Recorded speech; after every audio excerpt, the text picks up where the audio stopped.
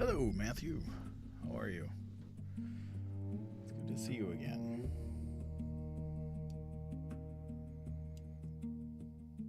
Hey, Jasmine, how are you?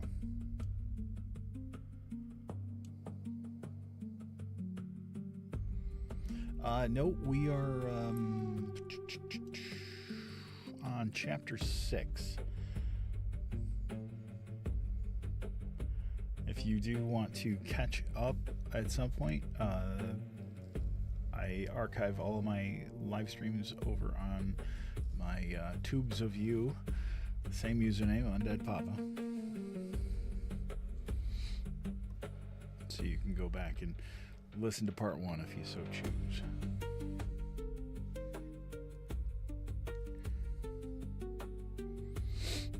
I'm glad you're enjoying it, Matthew.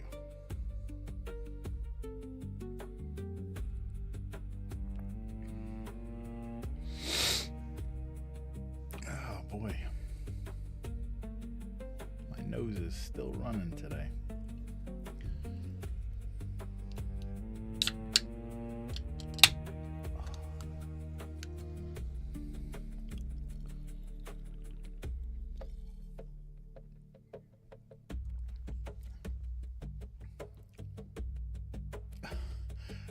Thank you. I really appreciate that, Toilet DTV. Hey, music lover, how are you?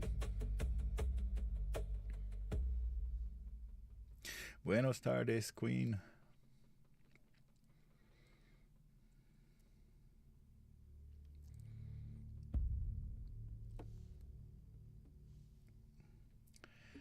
So I hope everybody has had a good start to their week.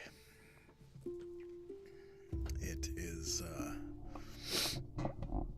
I got the first chapter of the new audiobook that I'm working on. I got that up and edited, got that recorded and edited, and I posted it up for the author to listen to, and he loves it, so yay me. It's always a relief. Hey Peggy, how are you?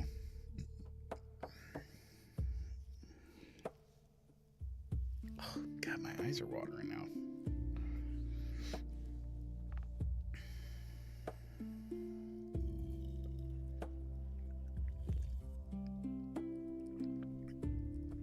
Good evening, Tina. How are you? Good to see you.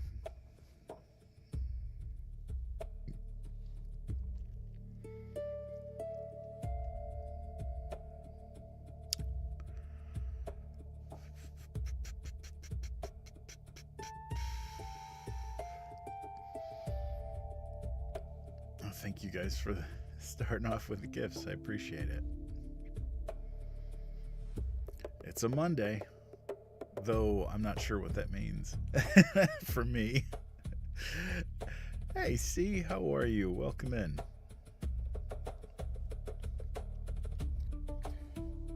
Sometimes, because I don't have a regular 9-to-5 job, sometimes it's the days kind of bleed together. Hello, Susan Marie. How are you? Music is louder than me again, huh?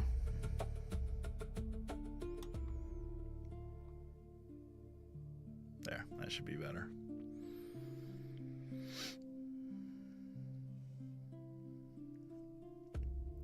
Lady Macbeth's bad rap. That is an amazing username. What do I do? Well, right now I am focused on recording audiobooks and trying to do additional voiceover work. I am also trying to find a regular 9-to-5 job, so I've got some regular income until the audiobooks can take care of that. But it's been rough out here trying to find another job. Lily, I'll be starting in about 5 minutes. Just waiting for everybody to filter in. But the goal is to be able to do audiobooks and this full time. Mr. Hobbs, welcome in. Good evening to you, sir. Toilet, I don't take that offensive at all. You are definitely not the only person that falls asleep listening to me. Hey, Michelle, I missed you coming in here. How are you?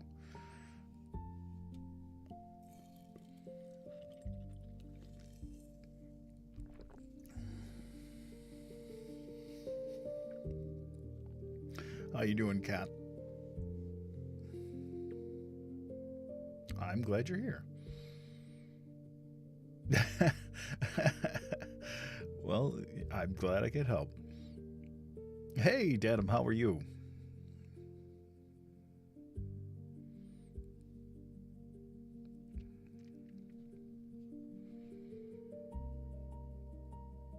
Hello, Buford. Welcome in. It didn't rain today. I was amazed. I know, Tina. I know you are. And I'm glad I can provide some relief, I guess. I take it as a compliment. Well, hello from Georgia. Good to see you, Spencer.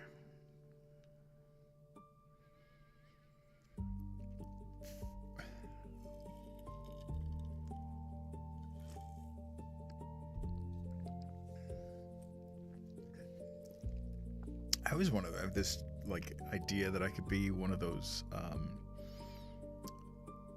narrators that people remember the voice. Like, if you've seen the animated movie The Hobbit from the 1970s,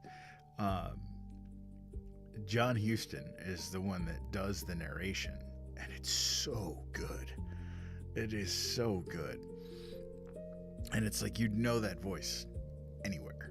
Like Vincent Price, you know that voice anywhere. Lily, yes I do. All of my lives are archived over there, plus some additional things that I can't post here because they're too long. Same username.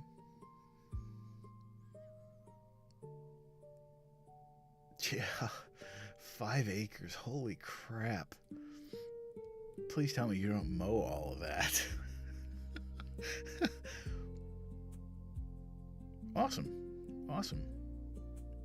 Yeah, please go over there and subscribe. There will be some exclusive live content coming over there soon, so I've been kind of encouraging everybody to follow me there as well as here. Well, thank you. I appreciate that. I do. Well, 2 more minutes. We're going to get started here. I want to see if more people show up.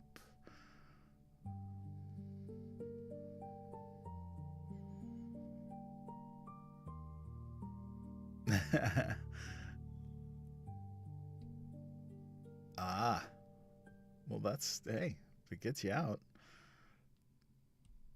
Awesome. Well, hello to your niece.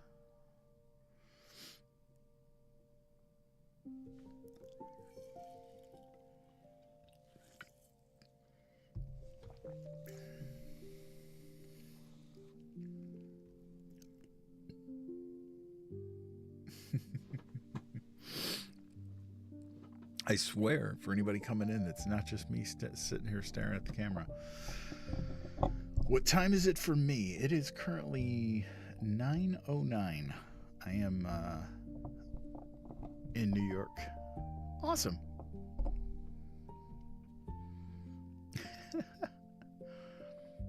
Hey, Cam, good to see you. Sweet, time to tuck in. Yes, absolutely. Get comfy. It's 2:09 a.m. for me. You must be, where are you located that it's 2:09? Are you, because I think it's 2:09 where my daughter is in the UK. I have never been, hey Tracy, welcome from Indiana. I've never been to Albuquerque. I actually have a good friend of mine that lives there. Oh, okay. Yeah. My daughter lives in Liverpool.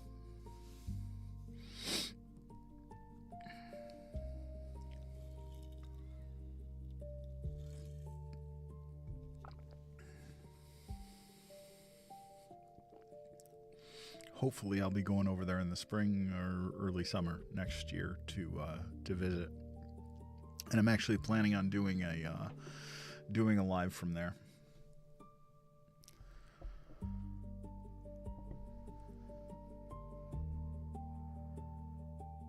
Oh, Buford, thank you.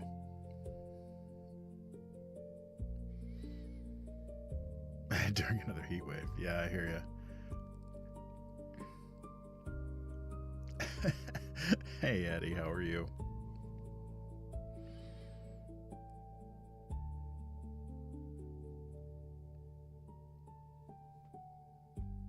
Bobby, you are on time. I haven't started yet. Actually, I'm going to be starting here in just a minute because I'm almost out of my magical stay awake juice.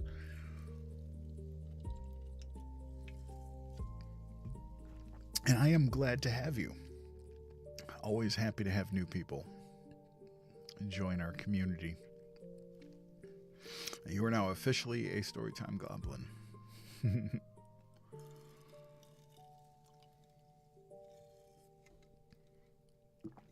All right.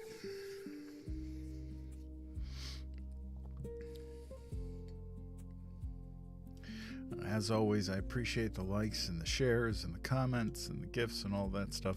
It does help the activity, really helps the algorithm see me and get more people, which is wonderful. All right.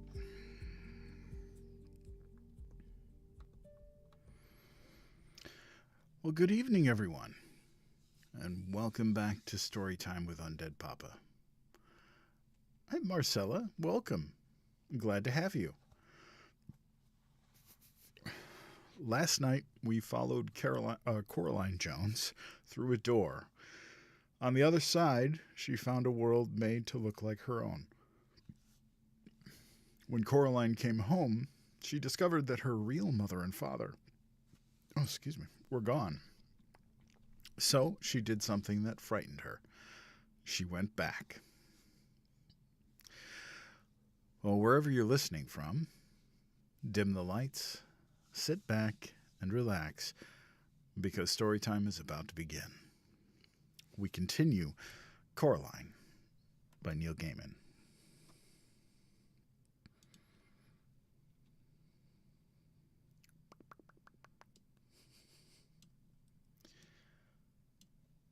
Chapter 6.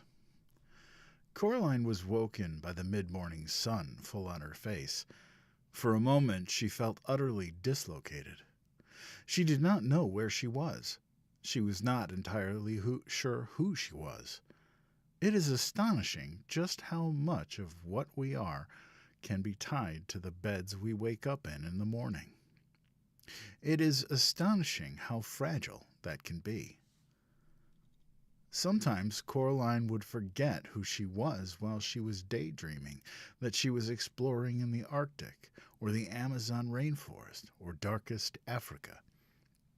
And it was not until someone tapped her on the shoulder or said her name that Coraline would come back from 1,000,000 miles away with a start, and all in a fraction of a second have to remember who she was and what her name was, and that she was even there at all.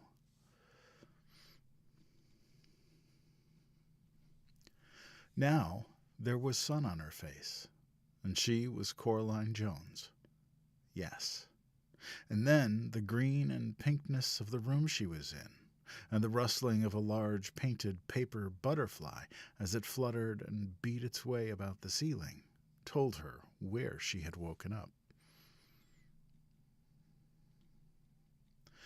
Marcella, I do this 4 times a week. Sunday, Monday, Wednesday, and Friday. All at 9 p.m. Eastern to 11 p.m. She climbed out of bed. She could not wear her pajamas, dressing gown, and slippers during the day. She decided even if it meant wearing the other Coraline's clothes. Was there another Coraline? No, she realized there wasn't. There was just her. There were no regular clothes in the cupboard, though.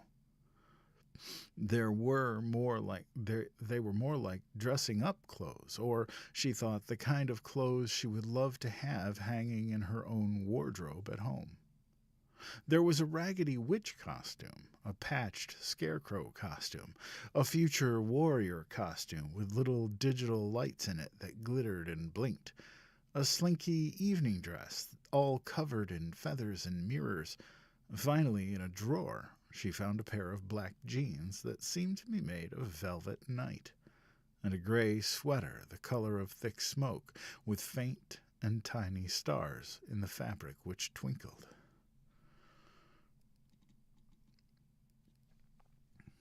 She pulled on the jeans and the sweater.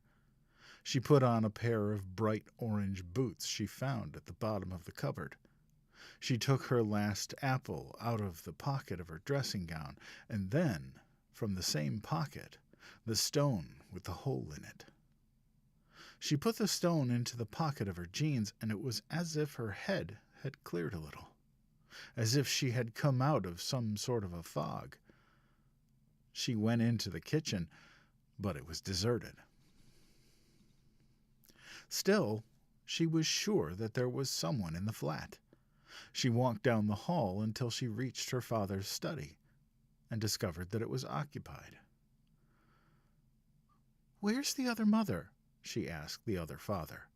He was sitting in the study at a desk which looked just like her father's, but he was not doing anything at all, not even reading gardening catalogs as her own father did when he was only pretending to be working.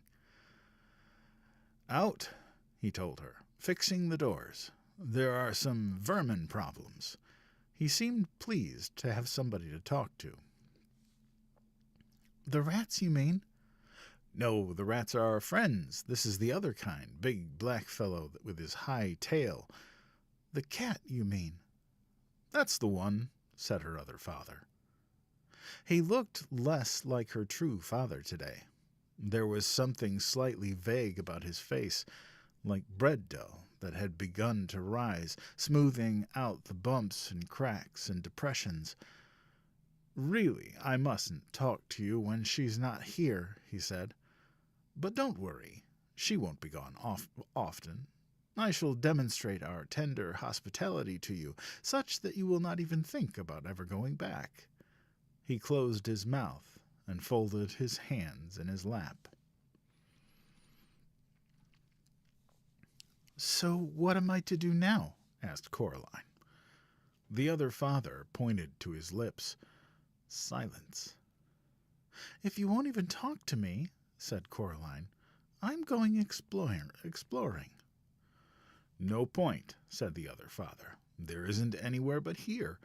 This is all she made. The house, the grounds, and the people in the house.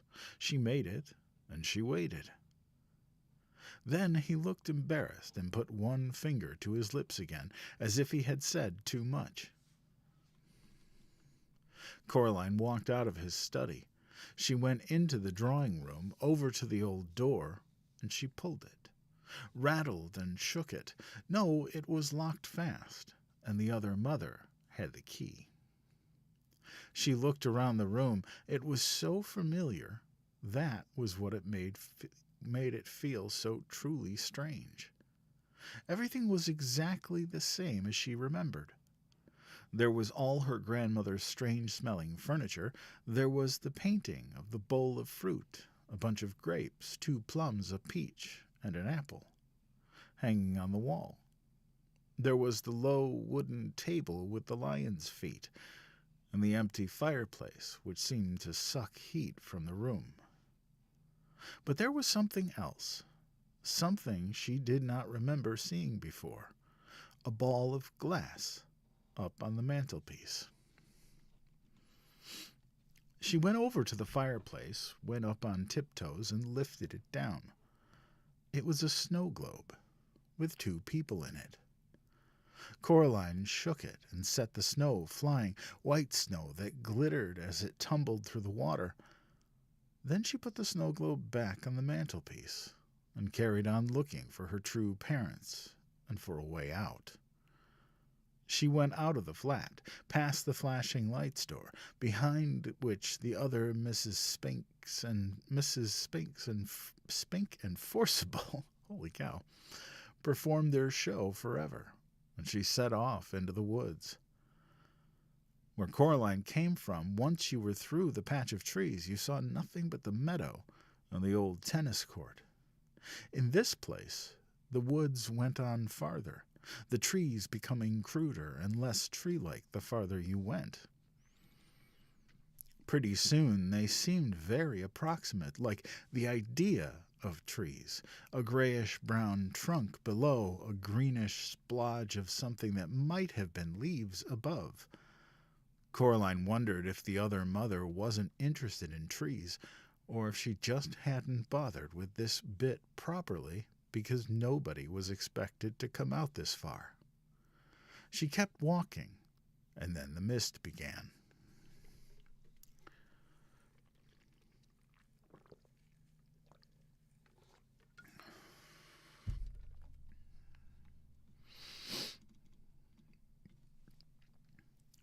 It was not damp like a normal fog or mist.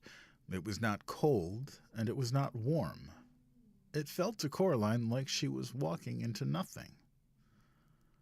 I'm an explorer, thought Coraline to herself, and I need all the ways out of here I can get, so I shall keep walking. The world she was walking through was a pale nothingness, like a blank sheet of paper or an enormous empty white room. It had no temperature, no smell, no texture, and no taste. It certainly isn't mist, thought Coraline. Although she did not know what it was, for a moment she wondered if she might not have gone blind.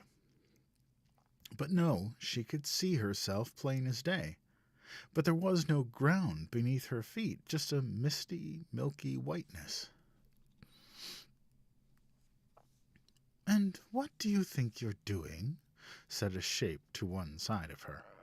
It took a few moments for her eyes to focus on it properly. She thought it might be some kind of lion at first, some distance away from her, and then she thought it might be a mouse, close beside her. Then she knew what it was. "I'm exploring," Coraline told the cat. Its fur stood straight out from its body, and its eyes were wide, while its tail was down between its legs. It did not look a happy cat. "Bad place," said the cat. "If you want to call it a place, which I don't, what are you doing here?" "I'm exploring." "Nothing to find here," said the cat. "This is just the outside, the part of the place she hasn't bothered to create. She? The one who says she's your other mother," said the cat. "What is she?" asked Coraline. The cat did not answer, just padded through the pale mist beside Coraline. A shape began to appear in front of them, something high and towering in the dark. "You were wrong," she told the cat. "There is something there." And then it took shape in the mist, a dark house which loomed at them out of the formless whiteness. "But that's," said Coraline. "The house you just left," agreed the cat. "Precisely." "Maybe I just got turned around in the mist," said Coraline. The cat curled the high tip of its tail into a question mark and tipped its head to one side. "You might have done," it said. "I certainly would not. Wrong indeed." "But how can you walk away from something and still come back to it?" "Easy," said the cat. "Think of somebody walking around the world. You start out walking away from something and end up coming back to it." "Small world," said Coraline. "It's big enough for her," said the cat. "Spiders' webs only have to be large enough to catch flies." Coraline shivered. "He said that she's fixing all the gates and the doors," she told the cat, "to keep you out." "She may try," said the cat, unimpressed. "Oh, yes, she may try." They were standing under a clump of trees now, beside the house. These trees looked much more likely. "There's ways in and ways out of places like this that even she doesn't know about." "Did she make this place, then?" asked Coraline. "Made it, found it. What's the difference?" asked the cat. "Either way, she's had it a very long time. Hang on." And it gave a shiver and a leap, and before Coraline could blink, the cat was sitting with its paw holding down a big black rat. "It's not that I like rats at the best of times," said the cat, conversationally as if nothing had happened, "but the rats in this place are all spies for her. She uses them as her eyes and hands." And with that, the cat let the rat go. It ran several feet, and then the cat, with one bound, was upon it, batting it hard with one sharp-clawed paw, while the other pawed it, held the rat down. "I love this bit," said the cat happily. "Want to see me do it again?" "No," said Coraline. "Why do you do it? You're torturing it." Said the cat. It let the rat go. The rat stumbled, dazed for a few steps. Then it began to run. With a blow of its paw, the cat knocked the rat into the air and caught it in its mouth. "Stop it," said Coraline. The cat dropped the rat between its two front paws. "There are those," it said with a sigh in tones as smooth as oiled silk, "who have suggested that the tendency of a cat to play with its prey is a merciful one. After all, it permits the occasional funny little running snack to escape from time to time. How often does your dinner get to escape?" And then it picked up the rat in its mouth and carried it off into the woods behind a tree.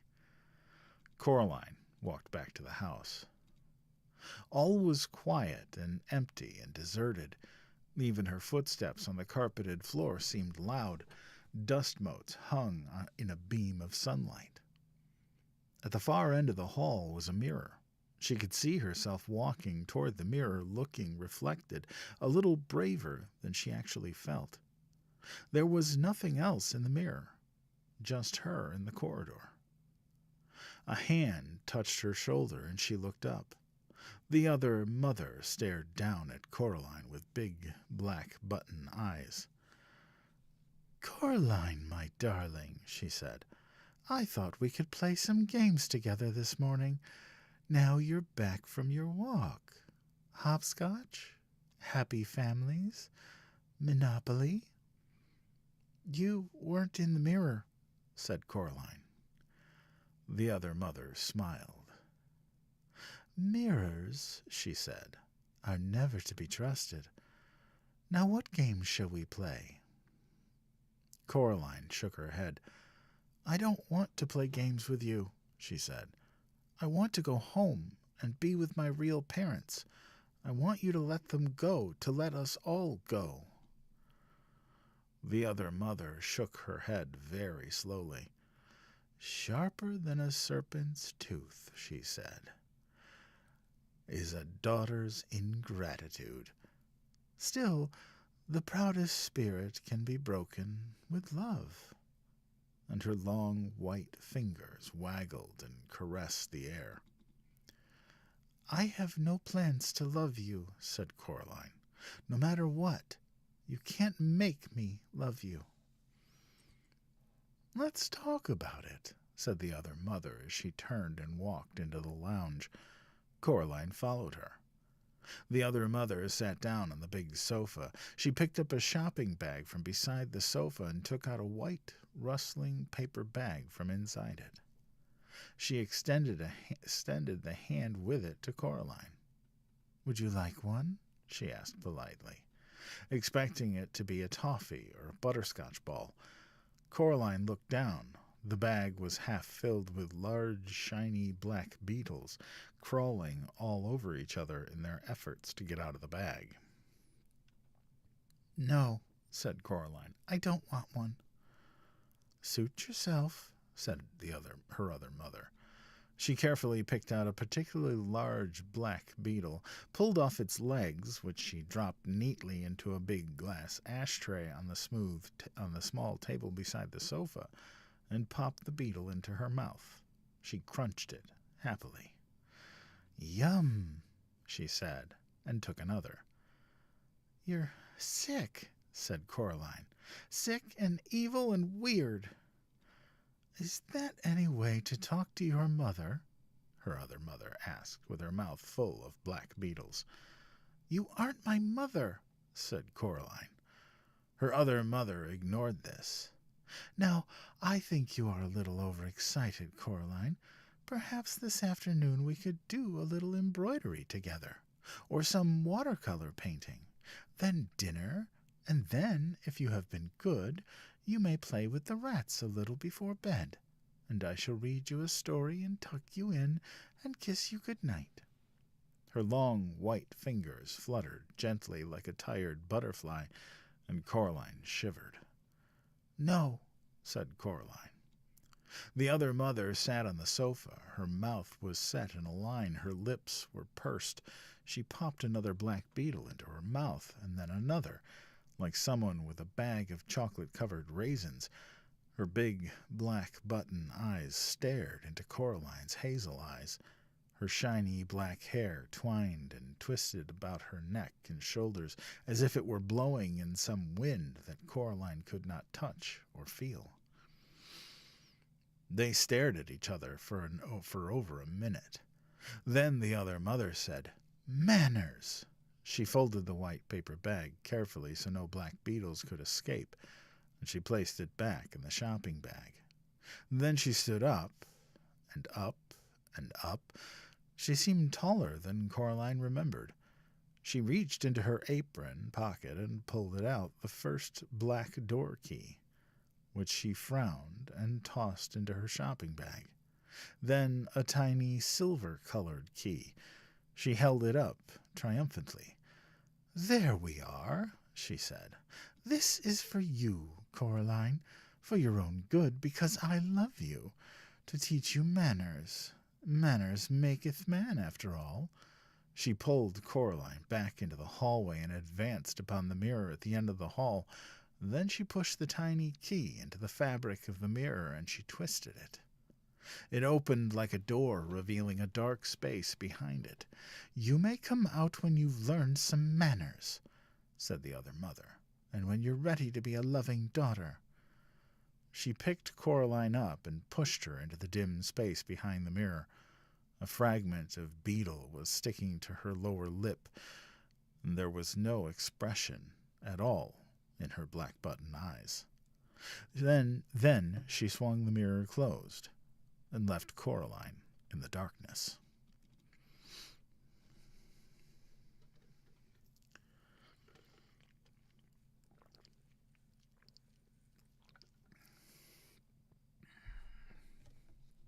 Are we enjoying so far? Thank you guys for all the shares and the likes and the gifts and the follows. I really appreciate that. Oh, hi, Sky. Hi, Crazy Mama. How you doing? Awesome. I'm glad you guys are enjoying it.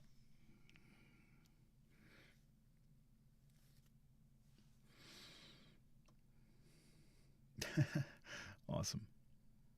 Awesome. Awesome.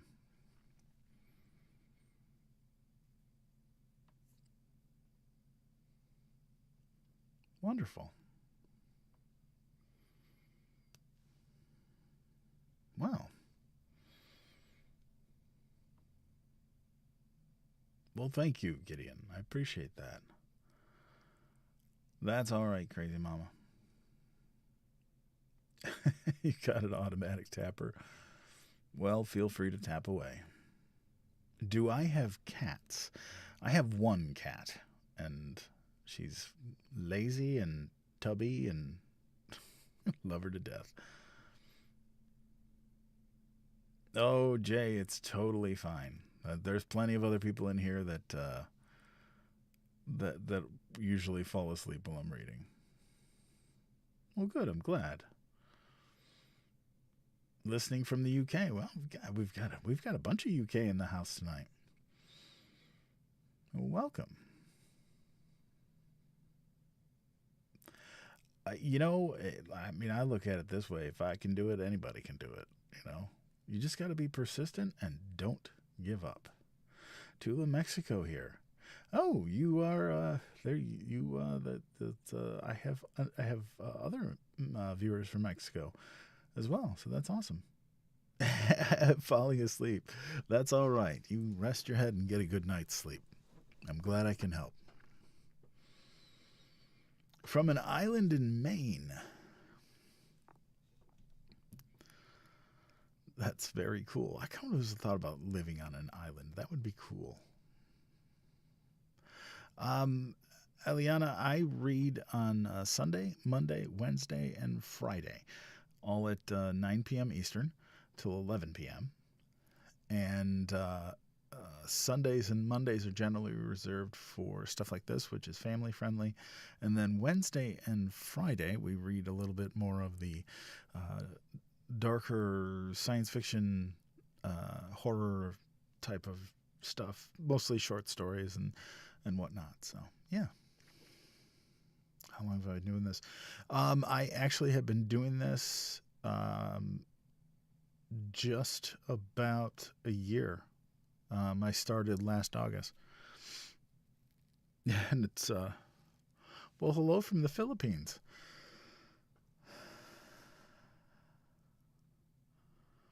Um, yeah, it's funny because when I started doing this last year, I had like 2,300 followers, and now I'm closing in on 22,000. So,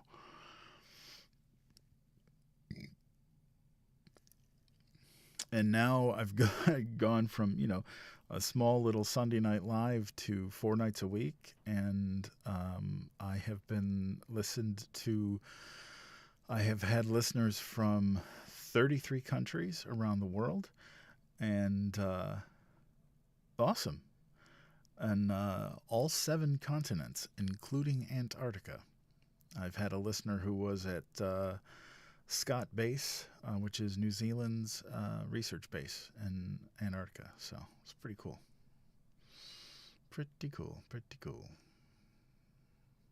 So, yeah, I want one of my upcoming merch T-shirts is going to be like the concert T-shirts that have on the back have all the concert dates, except mine is going to have all the countries that have listened, which is really kind of neat. So, yeah, definitely some fun. But those of you that are new, welcome. This is a great space to spend some time. We are all about kindness here, and we take care of each other, and have a lot of people that come back for every live, a lot of people that come back as often as they can, and it's a nice, calming, chill space. We've got a great community, and I call them my community here is the you guys are the Storytime goblins. Oh, you are very welcome. I'm happy to do it. I mean, honestly, I do this as much for me as I do for all of you. I love sharing stories, and we are a community. I love sharing stories, but also, and I've said this before, these lives give me life. That, I could be having a horrible day. And, I to the point where I don't want to come on. I really just, I feel like canceling. But then I come on anyway because I know people are expecting me to. I don't want to disappoint anybody. I come on anyway. And by the end of the live, I feel 1,000% better. No, I'm actually in Western New York, in Rochester. Risa, thank you. I have not decided on the next book, but it'll be a good one. It will definitely be a good one.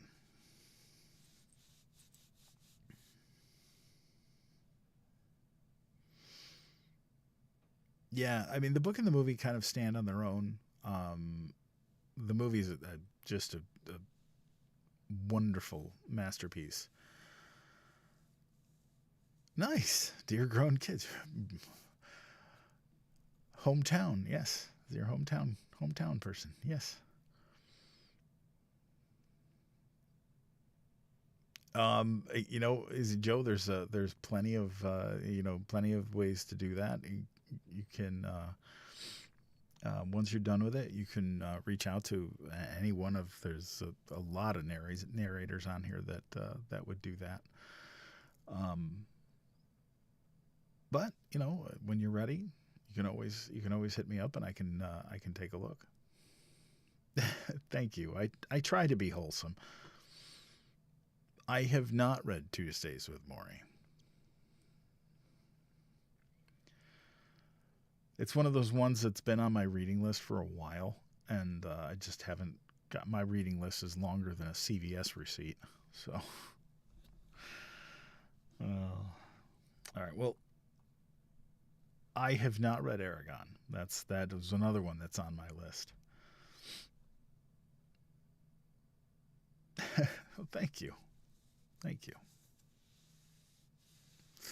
All right. Well, I'm going to get back to reading, and we'll go from there. Stardust. I don't know if I've read that one or not. All right. Chapter 7. Somewhere inside her, Coraline could feel a huge sob swelling up, and then she stopped it before it came out. She took a deep breath and let it go. She put out her hands to touch the space in which she was imprisoned. It was the size of a broom closet, tall enough to stand in or sit in, not wide or deep enough to lie down in. One wall was glass, and it felt cold to the touch. She went around the tiny room a second time, running her hands over every surface that she could reach, feeling for doorknobs or switches or concealed catches, some kind of way out, and found nothing. A spider scuttled over the back of her hand, and she choked back a shriek. But apart from the spider, she was alone in the closet in the pitch dark. And then her hand touched something that felt for all the world like somebody's cheek and lips.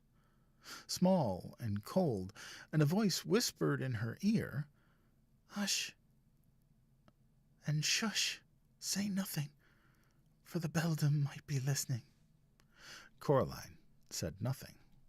She felt a cold hand touch her face, fingers running over it like the gentle beat of a moth's wings. Another voice, hesitant, so faint, Coraline wondered if she were imagining it.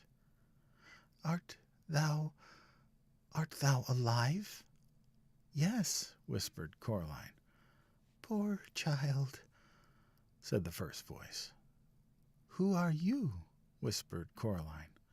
"Names, names, names," said another voice, all far away and lost. "The names are the first things to go, after the breath is gone, and the beating of the heart. We keep our memories longer than our names. I still keep pictures in my mind of my governess, on some May morning, carrying my hoop and stick, and in the morning sun behind her, and all the tulips bobbing in the breeze. But I have forgotten the name of my governess, and of the tulips, too." I don't think tulips have names, said Coraline. They're just tulips.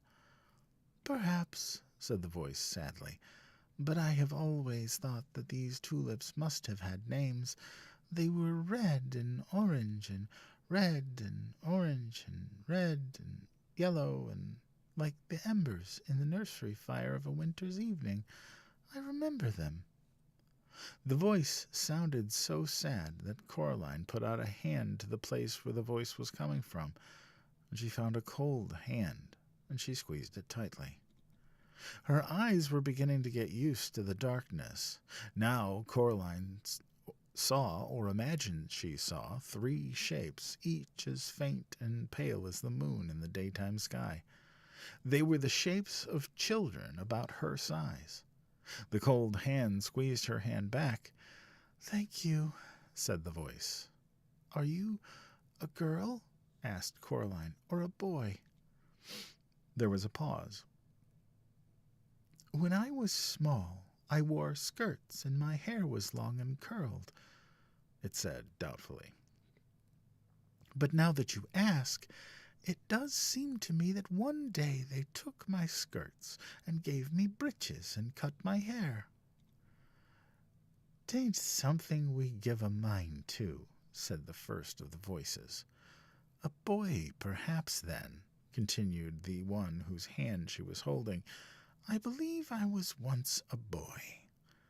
And it glowed a little more brightly in the darkness of the room behind the mirror.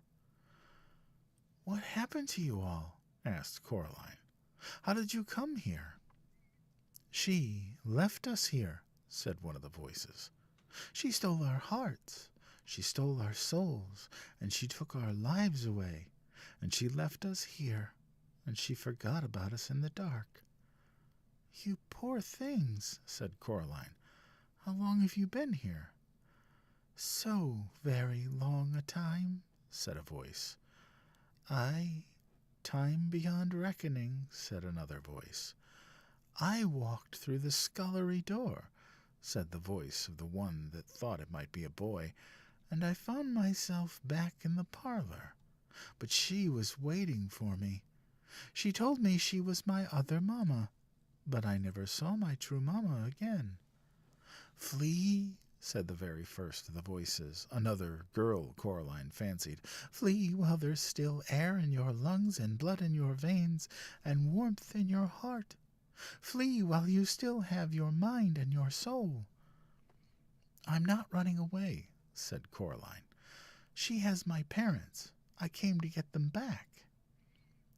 Ah, but she'll keep you here where the days turn to dust and the leaves fall and the years pass one after the next like the tick, tick, ticking of a clock.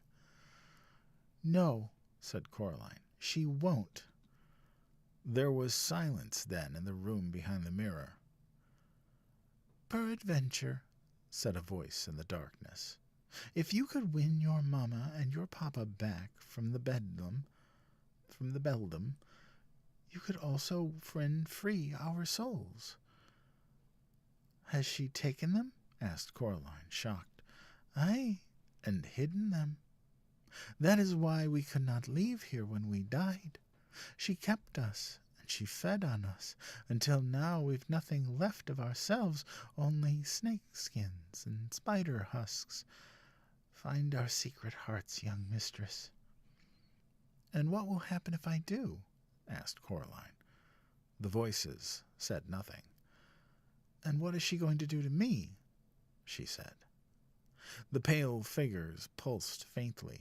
She could imagine that they were nothing more than after-images, like the glow left by a bright light in your eyes after the lights go out. It doth not hurt, whispered one faint voice. She will take your life, and all you are, and all you carest for, and she will leave you with nothing but mist and fog. She'll take your joy, and one day you'll awake, and your heart and your soul will have gone. A husk you'll be, a wisp you'll be, and a thing no more than a dream on waking, or a memory of something forgotten. Hollow, whispered the third voice. Hollow, hollow, hollow, hollow, hollow. You must flee, sighed a voice faintly. I don't think so, said Coraline. I tried running away and it didn't work. She just took my parents. Can you tell me how to get out of this room? If we knew, then we would tell you. Poor things, said Coraline to herself. She sat down. She took off her sweater and rolled it up and put it behind her head as a pillow. She won't keep me in the dark forever, said Coraline. She brought me here to play games and challenges, the cat said. I'm not much of a challenge here in the dark. She tried to get comfortable, twisting and bending herself to fit the cramped space behind the mirror. Her stomach rumbled. She ate her last apple, taking the tiniest bites, making it last as long as she could. When she had finished, she was still hungry. Then an idea struck her, and she whispered, When she comes to let me out, why don't you three come with me? We wish we could, they sighed to her, in their barely there voices. But she has our hearts in her keeping. Now we belong to the dark and to the empty spaces. The light would shrivel us and burn. Oh, said Coraline. She closed her eyes, which made the darkness darker, and she rested her head on the rolled-up sweater, and she went to sleep. As she fell asleep, she thought she felt a ghost kiss her cheek, tenderly, and a small voice whisper into her ear, a voice so faint it was barely there at all. A gentle, wispy nothing of a voice so hushed that Coraline could almost believe she was imagining it. Look through the stone, it said to her. And then she slept.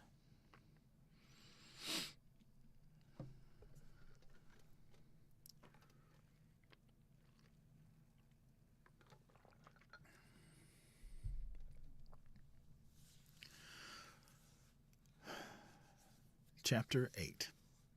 The other mother looked healthier than before. There was a little blush to her cheeks, and her hair was wriggling like lazy snakes on a warm day. Her black button eyes seemed as if they had been freshly polished.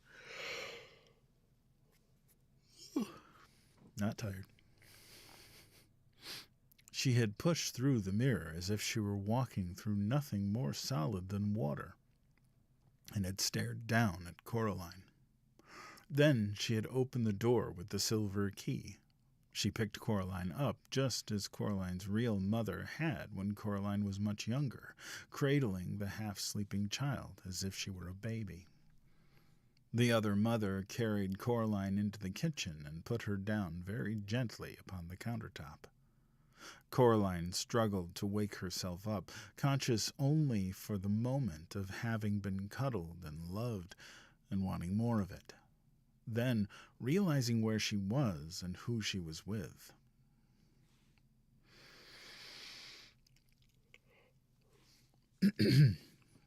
There, my sweet Coraline, said her other mother.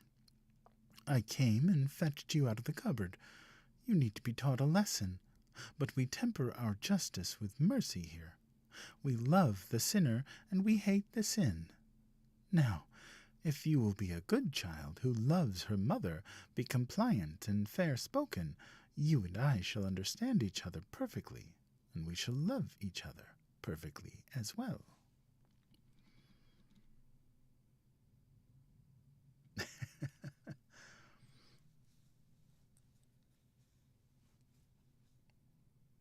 No, Crystal, no. Nobody has told me that. Hey, Songbird, how are you? Coraline scratched the sleep grit from her eyes. There were other children in there, she said. Old ones from a long time ago. Were there? Said the other mother. She was bustling between the pans and the fridge, bringing out eggs and cheeses, butter, and a slab of sliced pink bacon. "Yes," said Coraline, "there were. I think you're planning to turn me into one of them, a dead shell." Her other mother smiled gently. With one hand she cracked the eggs into a bowl. With the other she whisked them and whirled them. Then she dropped a pat of butter into a frying pan, where it hissed and fizzled and spun as she sliced thin slices of cheese. She poured the melted butter and the cheese into the egg mixture and whisked it some more. "Now, I think you're being silly, dear," said the other mother. "I love you. I will always love you. Nobody sensible believes in ghosts anyway. That's because they're all such liars. Smell the lovely breakfast I'm making for you." She poured the yellow mixture into the pan. "Cheese omelet, your favorite." Coraline's mouth watered. "You like games," she said. "That's what I've been told." The other mother's black eyes flashed. "Everybody likes games," was all she said. "Yes," said Coraline. She climbed down from the counter and sat at the table. The bacon was sizzling and spitting under the grill. It smelled wonderful. "Wouldn't you be happier if you won me fair and square?" asked Coraline. "Possibly," said the other mother. She had a show of unconcernedness, but her fingers twitched and drummed, and she licked her lips with her scarlet tongue. "What exactly are you offering?" "Me," said Coraline, and she gripped her knees under the table to stop them from shaking. "If I lose, I'll stay here with you forever and let you love me. I'll be a most dutiful daughter. I'll eat your food and play happy families, and I'll let you sew your buttons into my eyes." Her other mother stared at her, black buttons unblinking. "That sounds very fine," she said. "And if you do not lose, then you let me go. You let everyone go. My real father and mother, the dead children, everyone you've trapped here." The other mother took the bacon from under the grill and put it on a plate. Then she slipped the cheese omelet from the pan onto the plate, flipping it as she did so, letting it fold itself into a perfect omelet shape. She placed the breakfast plate in front of Coraline, along with a glass of freshly squeezed orange juice and a mug of frothy hot chocolate. "Yes," she said, "I think I like this game. But what kind of game shall it be? A riddle game? A test of knowledge or of skill?" "An exploring game," suggested Coraline. "A finding things game."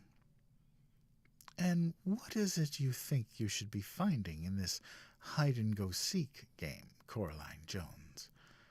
Coraline hesitated.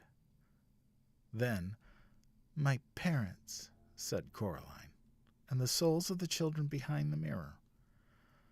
The other mother smiled at this triumphantly, and Coraline wondered if she had made the right choice. Still, it was too late to change her mind now. "A deal," said the other mother. "Now eat up your breakfast, my sweet. Don't worry, it won't hurt you." Coraline stared at the breakfast, hating herself for giving in so easily, but she was starving. "How do I know you'll keep your word?" asked Coraline. "I swear it," said the other mother. "I swear it on my own mother's grave." "Does she have a grave?" asked Coraline. "Oh, yes," said the other mother.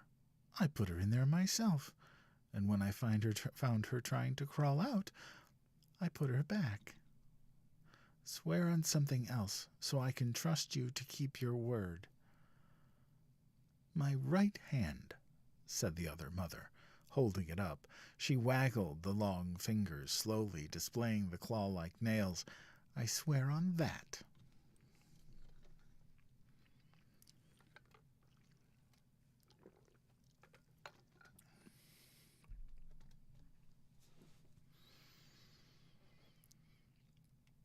Coraline shrugged. "Okay," she said. "It's a deal." She ate the breakfast, trying not to wolf it down. She was hungrier than she had thought. As she ate, her other mother stared at her. It was hard to read expressions in those black button eyes, but Coraline thought that her other mother looked hungry too.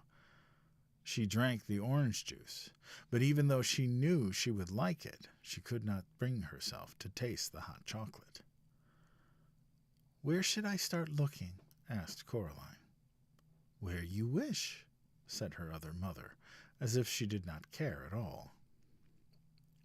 Coraline looked at her, and Coraline thought hard.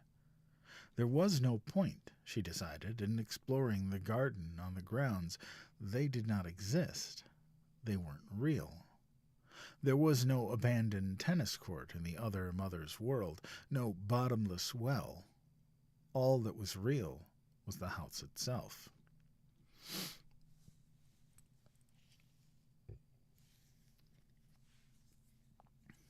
She looked around the kitchen. She opened the oven, peered into the freezer, poked into the salad compartment of the fridge.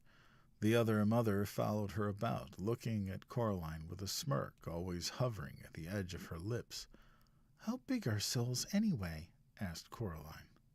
The other mother sat down at the kitchen table and leaned back against the wall, saying nothing. She picked at her teeth with a long crimson-varnished fingernail, and then she tapped the finger gently, tap, tap, tap, against the polished black surface of her button eyes. "Fine," said Coraline. "Don't tell me. I don't care. It doesn't matter if you help me or not. Everyone knows that a soul is the same size as a beach ball." She was hoping the other mother would say something like, "Nonsense, they're the size of ripe onions, or suitcases, or grandfather clocks." But the other mother simply smiled, and the tap, tap, tapping of her fingernail against her eye was as steady and relentless as the drip of water droplets from the faucet into the sink. And then Coraline realized it was simply the noise of the water, and she was alone in the room. Coraline shivered. She preferred the other mother to have a location. If she were nowhere, then she could be anywhere. And after all, it was always easier to be afraid of something you cannot see. She put her hands into her pockets, and her fingers closed around the reassuring shape of the stone with the hole in it. She pulled it out of her pocket, held it in front of her as she were holding a gun, and walked out into the hall. There was no sound but the tap-tap of the water dripping into the metal sink. She glanced at the mirror at the end of the hall. For a moment it clouded over, and it seemed to her that faces swam in the glass, indistinct and shapeless, and then the faces were gone, and there was nothing in the mirror but a girl who was small for her age, holding something that glowed gently like a green coal.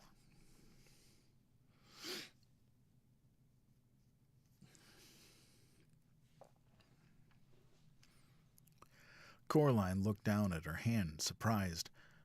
It was just a stone with a hole in it, a nondescript brown pebble. Then she looked back into the mirror where the stone glimmered like an emerald. A trail of green fire blew from the pebble in the mirror and drifted down Coraline's bedroom. Said Coraline. She walked into the bedroom. The toys fluttered excitedly as she walked in, as if they were pleased to see her. And a little tank rolled out of the toy box to greet her, its tread rolling over several other toys. It fell from the toy box onto the floor, tipping as it fell, and it lay on the carpet like a beetle on its back, grumbling and grinding its treads before Coraline picked it up and turned it over. The tank fled under the bed in embarrassment. Coraline looked around the room. She looked in the cupboards and the drawers.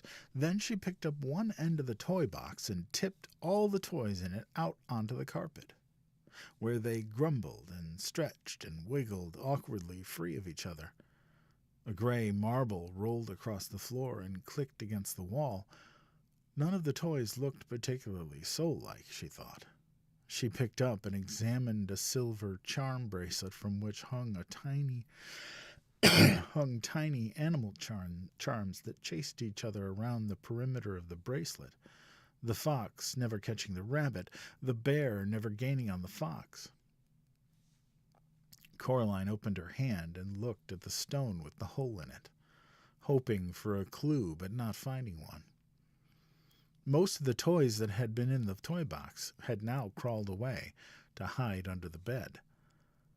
And the few toys that were left, a green plastic soldier, the glass marble, a vivid pink yo-yo and such, were the kind of things you find in the bottoms of tiny boats in the real world, forgotten objects, abandoned and unloved. She was about to leave and look elsewhere and then she remembered a voice in the darkness, a gentle whispering voice, and what it had told her to do. She raised the stone with a hole in it and held it in front of her right eye. She closed her left eye and looked at the room through the hole in the stone. Through the stone, the world was gray and colorless, like a pencil drawing. Everything in it was gray. No, not quite everything. Something glinted on the floor. Something the color of an ember in a nursery fireplace. The color of a scarlet and orange tulip nodding in the May sun. Coraline reached out her left hand, scared that if she took her eye off of it, it would vanish, and she fumbled for the burning thing. Her fingers closed about something smooth and cool. She snatched it up and then lowered the stone with the hole in it from her eye and looked down. The gray glass marble from the bottom of the toy box sat dully in the pink palm of her hand. She raised the stone to her eye once more and looked through it at the marble.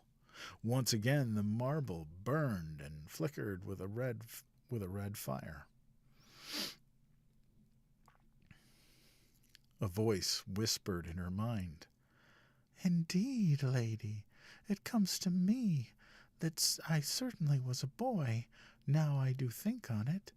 Oh, but you must hurry. There are 2 of us still to find, and the beldam is already angry with you for uncovering me." If I'm going to do this, thought Coraline, I'm not going to do it in her clothes. She changed back into her pajamas and her dressing gown and her slippers, leaving the gray sweater and the black jeans neatly folded up on the bed, the orange boots on the floor by the toy box. She put the marble into her dressing gown pocket and walked out into the hall. Something stung her face and hands like sand blowing on a beach on a windy day. She covered her eyes and pushed forward. The sand stings got worse, and it got harder and harder to walk, as if she were pushing into the wind on a particularly blustery day. It was a vicious wind and a cold one.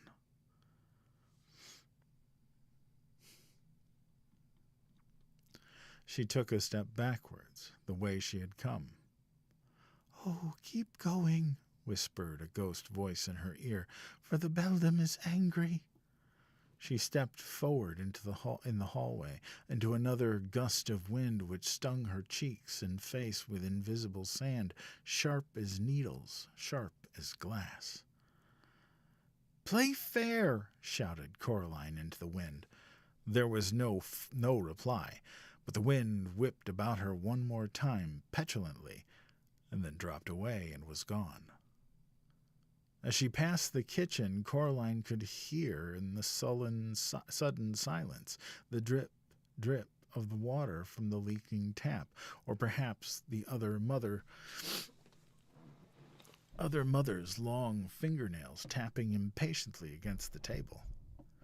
Coraline resisted the urge to look. In a couple of strides, she had reached the front door, and she walked outside. Coraline went down the steps and around the house until she reached the other Miss Spink and Miss Forcible's flat.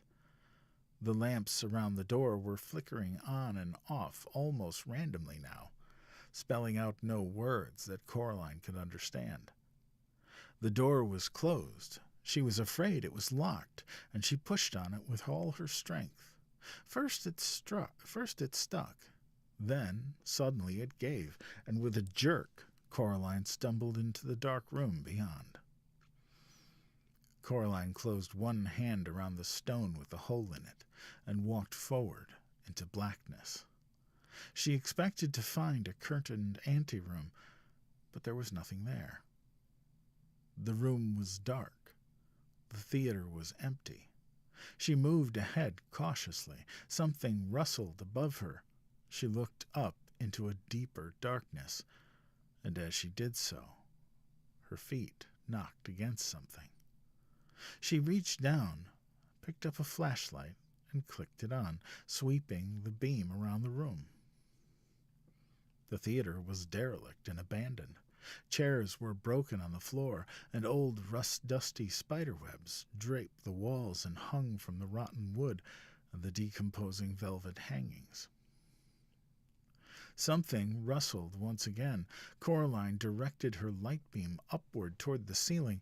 There were things up there, hairless, jellyfish. She thought they might have once had faces, might even once have been dogs. But no dogs had wings like bats, or could hang like spiders, like bats upside down.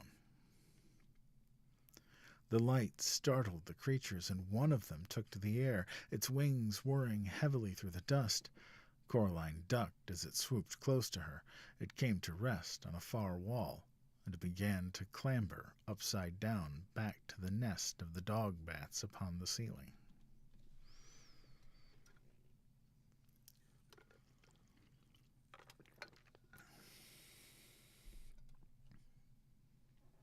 Well, thank you, Flippity-Doo-Dah. I appreciate you. Coraline raised the stone to her eye, and she scanned the room through it, looking for something that glowed or glinted, a telltale sign that somewhere in this room was another soul. She ran the beam of the flashlight about the room as she searched, the thick dust in the air making the light beam seem almost solid.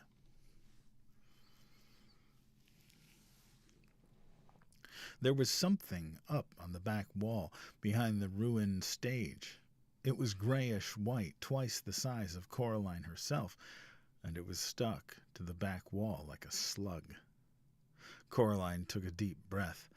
"I'm not afraid," she told herself. "I'm not." She did not believe herself, but she scrambled up onto the stage, fingers sinking into the rotting wood as she pulled herself up.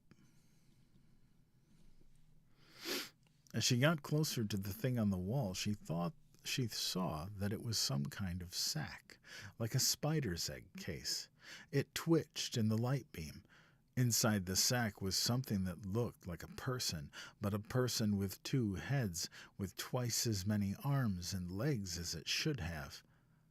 The creature in the sack seemed horribly unformed and unfinished, as if two Pleistocene people had been warmed and rolled together, squashed and pressed into one thing.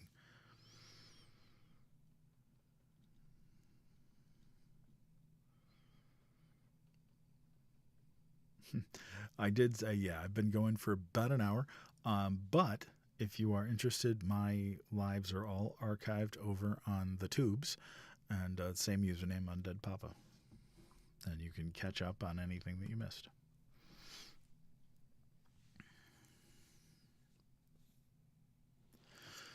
Coraline hesitated. She did not want to approach the thing. The dog bats dropped one by one from the ceiling and began to circle the room, coming close to her, but never touching her. Perhaps there are no souls hidden in here, she thought. Perhaps I can just leave and go somewhere else. She took a last look through the hole in the stone. The abandoned theater was still a bleak gray. But now there was a brown glow, as rich and bright as polished cherry wood, coming from inside the sack. Whatever was growing was being held Whatever was glowing was being held in one of the hands of the thing on the wall. Coraline walked slowly across the damp stage, trying to make as little noise as she could, afraid that if she disturbed the thing in the sack, it would open its eyes and see her. And then... But there was nothing that she could think of as scary as having it look at her. Her heart pounded in her chest. She took another step forward. She had never been so scared. But still, she walked forward until she reached the sack. Then she pushed her hand into the sticky, clinging whiteness of the stuff on the wall. It crackled softly like a tiny fire, and she pushed, and it clung to her skin and clothes like a spider web clings, like white cotton candy. She pushed her hand into it, and she reached upward until she touched a cold hand, which was, she could feel, closed around another glass marble. The creature's skin felt slippery, as if it had been covered in jelly. Coraline tugged at the marble. At first nothing happened. It was held tight in the creature's grasp. Then, one by one, the fingers loosened their grip, and the marble slipped into her hand. She pulled her arm back through the sticky webbing, relieved that the thing's eyes had not opened. She shone the light on its faces. They resembled, she decided, the younger versions of Miss Spink and Miss Forcible, but twisted and squeezed together like two lumps of wax that had melted and melded together into one ghastly thing. Without warning, one of the creature's hands made a grab for Coraline's arm. Its fingernails scraped her skin, but it was too slippery to grip, and Coraline pulled away successfully. And then the eyes opened. 4 black buttons glinting and staring down at her, and 2 voices that sounded like no voice that Coraline had ever heard began to speak to her. One of them wailed and whispered, the other buzzed like a fat and angry blue bottle at a window pane. But the voices said as one person, "Thief! Give it back! Stop, thief!" The air became alive with dog bats. Coraline began to back away. She realized then that, terrifying though the thing on the wall that had once been the other Mrs. Spink and Forcible was, it was attached to the wall by its web, encased in its cocoon. It could not follow her. The dog bats flapped and fluttered about her, but they did nothing to hurt Coraline. She climbed down from the stage, shone the flashlight about the old theater, looking for a way out. "Flee, miss," wailed a girl's voice in her head. "Flee now. You have 2 of us. Flee this place while your blood still flows." Coraline dropped the marble into her pocket beside the other. She spotted the door and ran to it.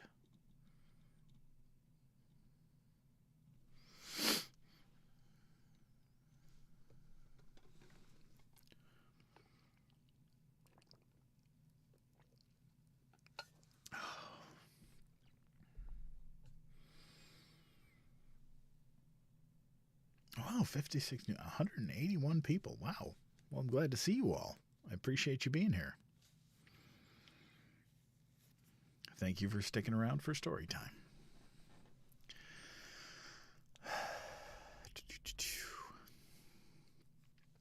Chapter 9. Outside, the world had become a formless, swirling mist with no shapes or shadows behind it, while the house itself seemed to have twisted and stretched. It seemed to Coraline that it was crouching and staring down at her as if it were not really a house, but only the idea of a house. And the person who had the idea, she was certain, was not a good person. There was sticky web stuff clinging to her arm, and she wiped it off as best she could. The gray windows of the house slanted at strange angles. The other mother was waiting for her, standing on the grass with her arms folded.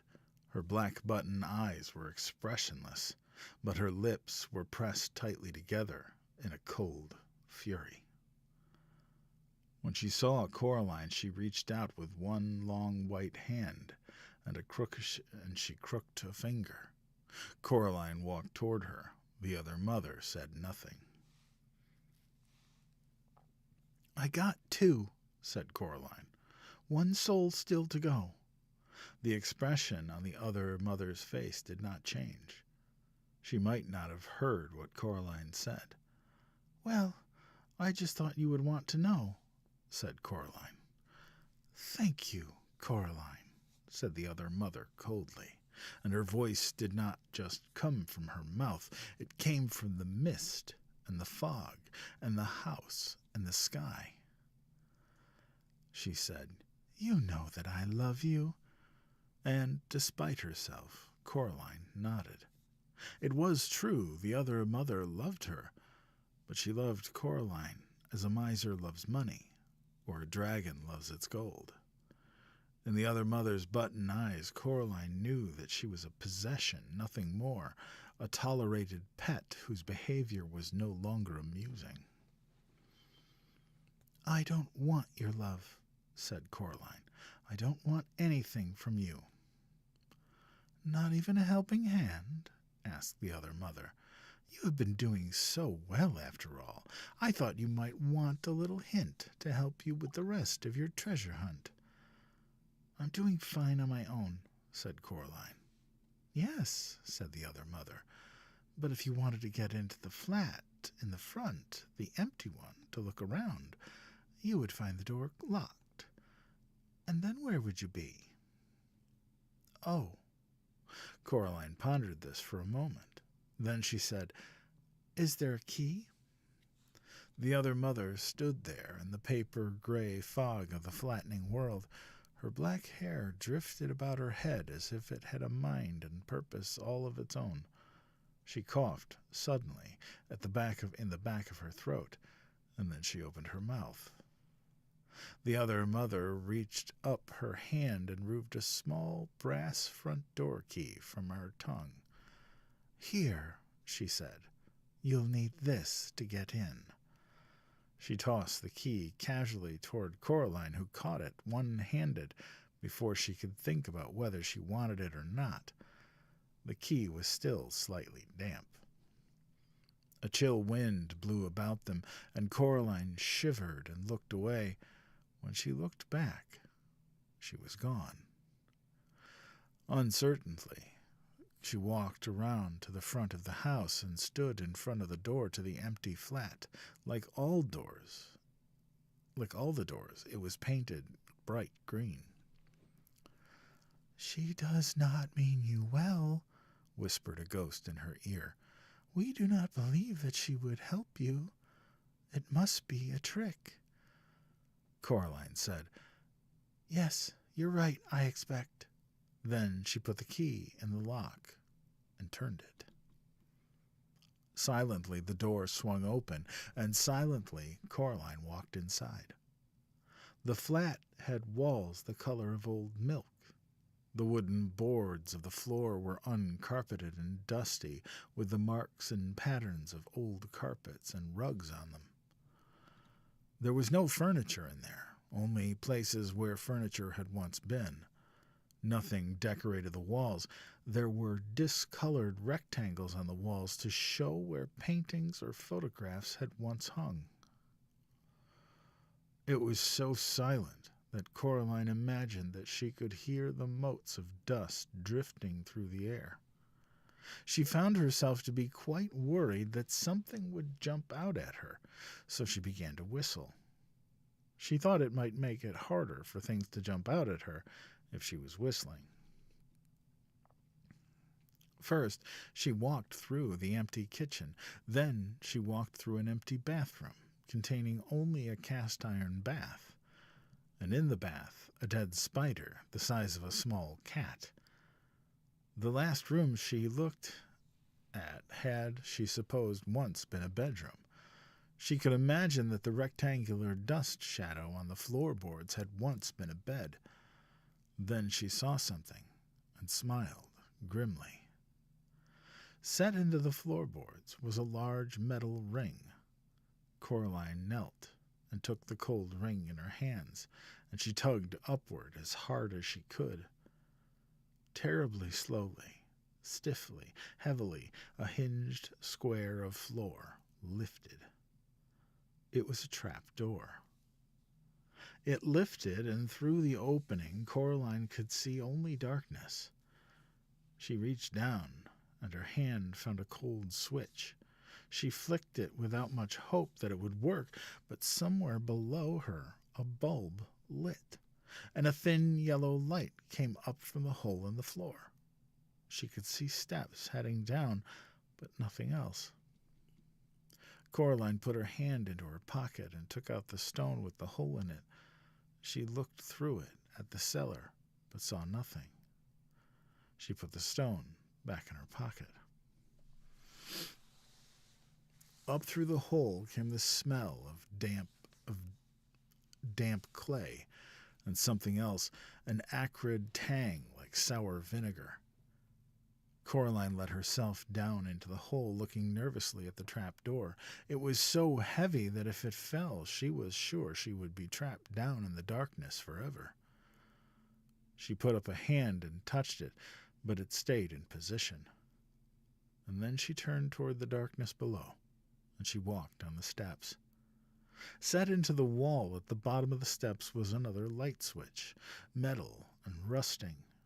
She pushed it until it clicked down, and a naked bulb hanging from a wire from the low ceiling came on. It did not give up enough light even for Coraline to make out the things that had been painted on the flaking cellar walls. The paintings seemed crude. There were eyes, she could see that, and things that might have been grapes, and other things below them. Coraline could not be sure that they were paintings of people.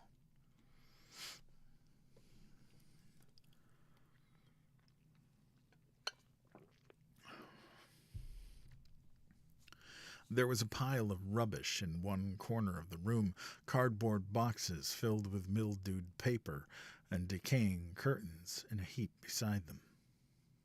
Coraline's slippers crunched across the cement floor.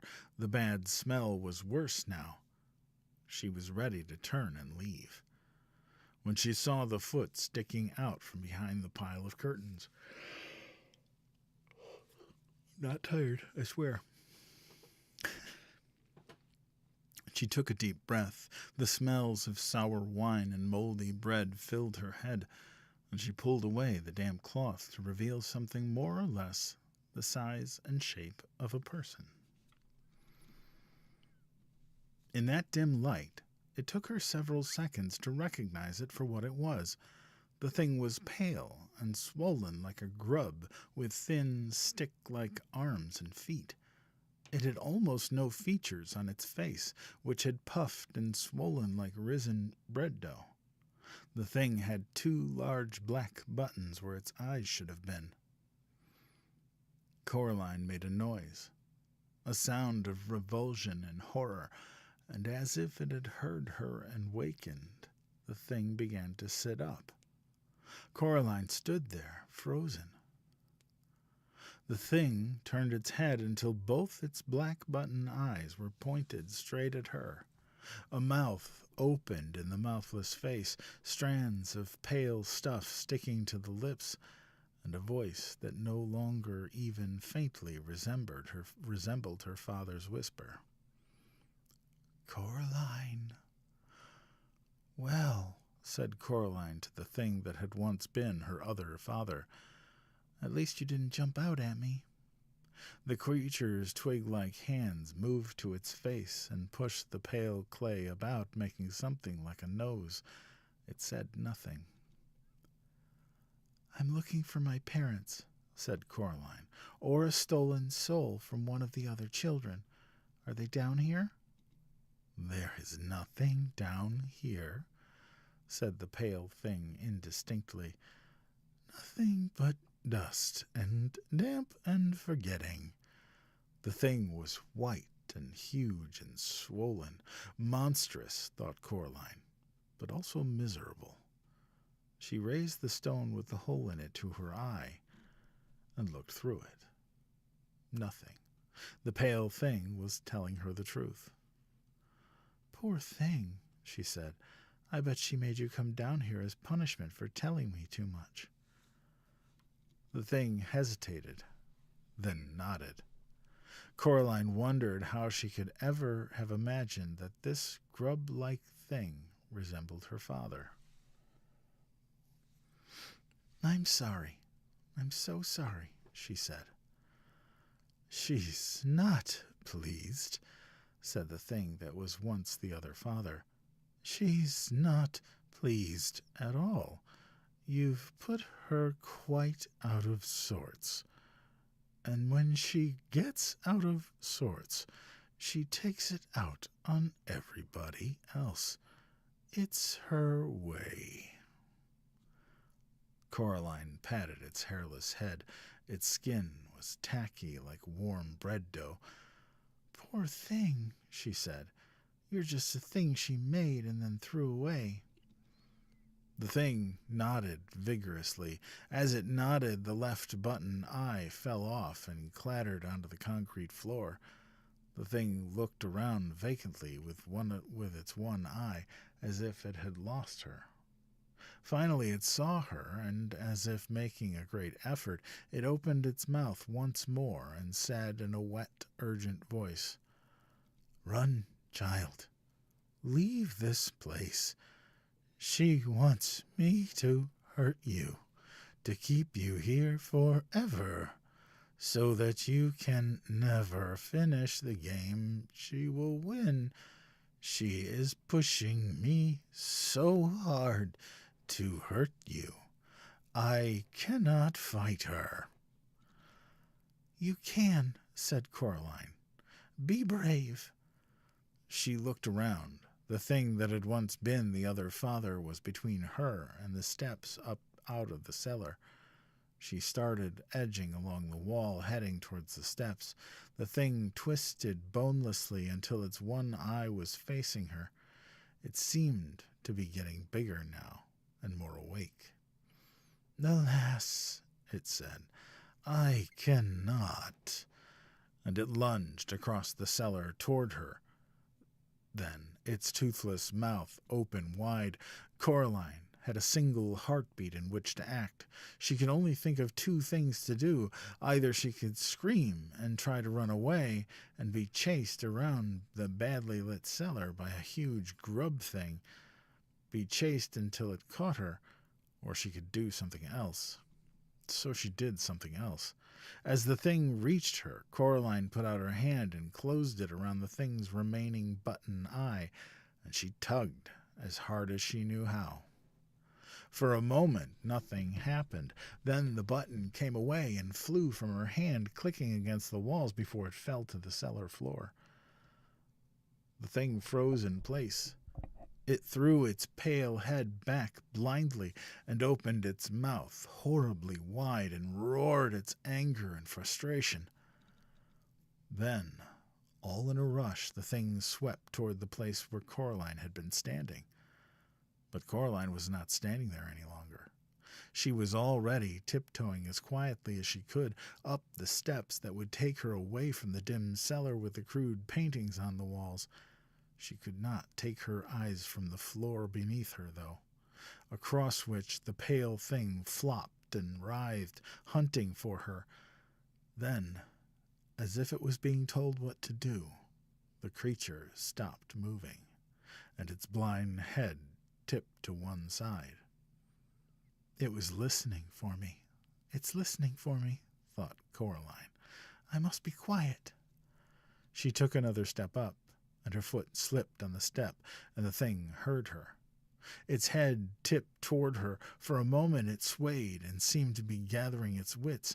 Then, as fast as a serpent, it slithered for the steps and began to flow up them toward her. Coraline turned and ran wildly up the last half-dozen steps, and she pushed herself up and onto the floor of the dusty bedroom. Without pausing, she pulled the heavy trap door toward her and let go of it. It crashed down with a thump just as something large banged against it. The trap door shook and rattled in the floor, but it stayed where it was.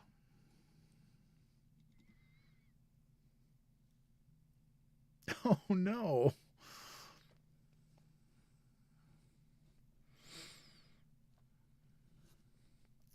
Coraline took a deep breath.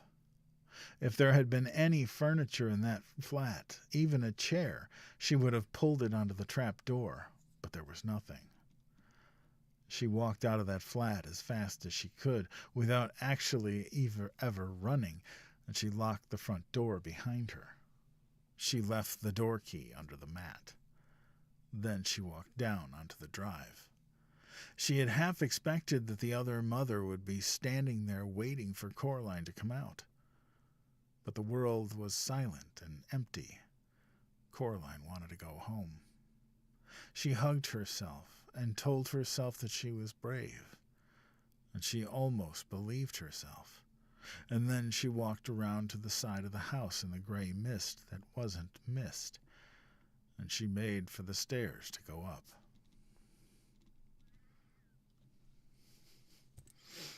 Alrighty then. Well, that is as far as we're going to go tonight. That seemed like a good place to divvy it up. So how are we liking the story so far?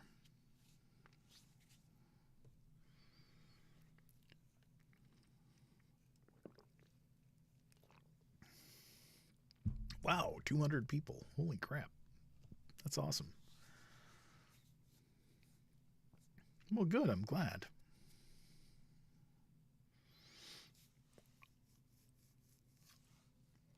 Yeah.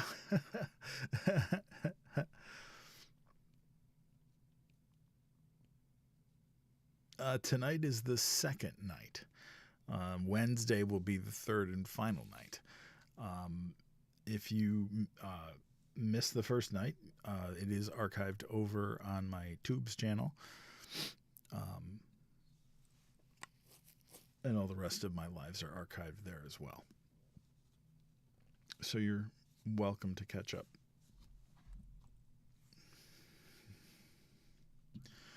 We have a little bit of time. Oh, yeah. We've got time. So does anybody have any questions for me?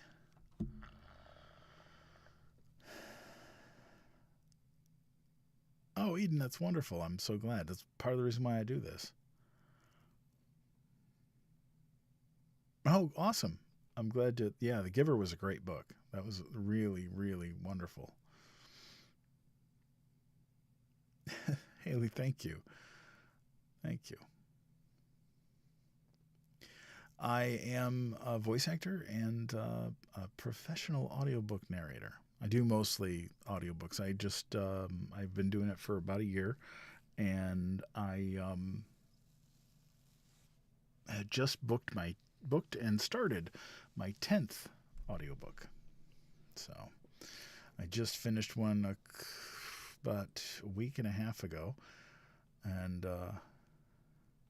yes, the same username, UndeadPapa.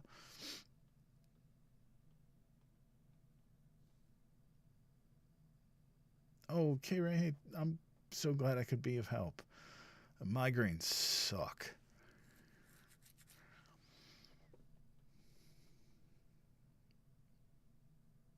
Oh, thank you, Marcel. I'm happy to have you. I'm glad you found us and are loving to stick around. Oh, wonderful. Yeah, absolutely.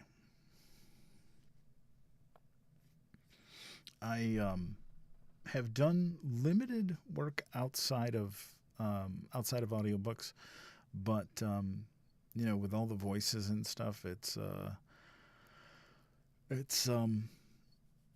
is still voice acting.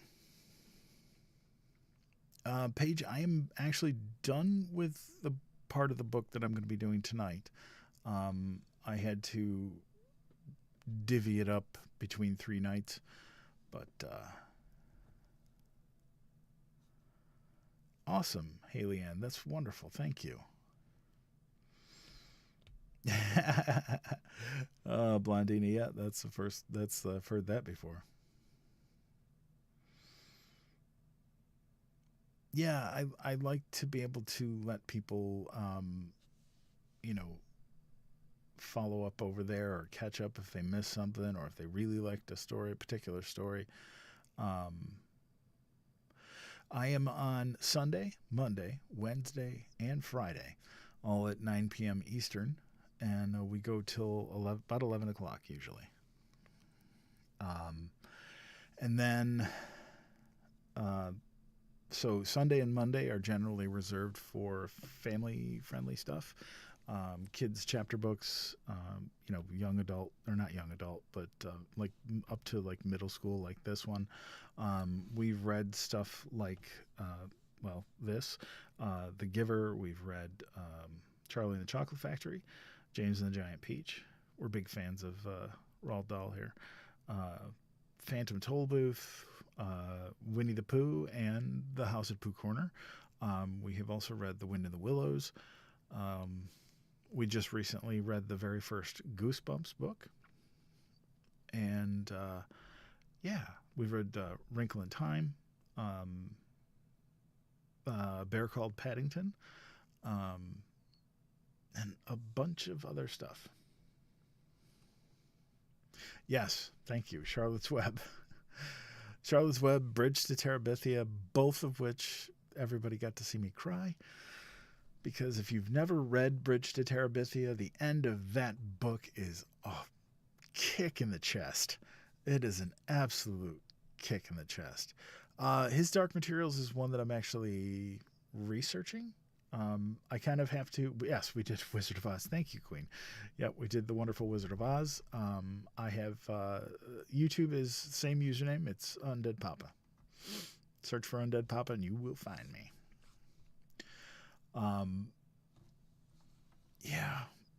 We're probably going to be doing the Marvelous Land of Oz very soon.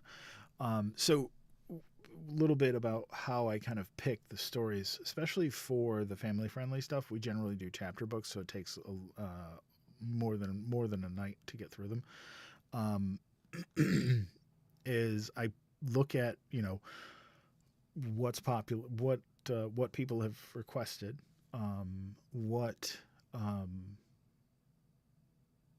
if I have it or how expensive the ebook is. And then I have to look at how long it is. Like, I would love to do the Never-Ending Story, but the book itself is over 100,000 words, and I do between 12 and 15,000 words a night in 2 hours. So it's like you have to take into account that, because like I could end up, reading the same book for an entire month. So I have to be careful about that. Like, I would love to do Never-Ending Story, but that's a whopper of a book. So, I can't, I really can't fit that one on stream. But I do have plans to do some other stuff that will be like exclusive over on the tubes to members, stuff like that. But yeah, so but I try to do a wide variety of stuff. We've done we also did the Boxcar Children recently, which everybody loved. The Borrowers. Awesome. Thank you, Jay. I appreciate it. I'm so glad you enjoyed it. I'm glad you found us here. I really appreciate it. Wow, you guys got you beat gift goal. That's awesome. Thank you. You guys are wonderful. But yeah, it's we did a night about a month ago. We did a night that was all picture books. Yes, thank you. That was another one, Mrs. Frisbee and the Rats of Nim. What was funny that night is how many people came into the three. I think it was three nights, 4 nights. No, it was 4 nights. When we did. Yeah, I'm planning on doing several of them and some other stories too, some other spooky stuff, and not just kids stuff. I'm planning on doing some other stuff as well. Yeah, when we did Mrs. Frisbee and the Rats of Nim, there were so many people that came in and like insisted it's not Frisbee, it's Brisbee.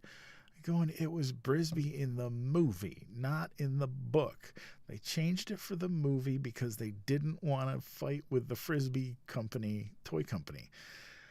And yeah, but people were insistent. But yeah, the Boxcar Children was a really sweet book, and that one, I mean, people really identified with it, and we had 2 really big nights, you know. So that was definitely fun. But yeah, there's going to be more Goosebumps. I was looking at a couple of other kids spooky stories. I have some more gothic fiction lined up for Wednesdays and Fridays around that. Probably do a night of we'll probably do a night of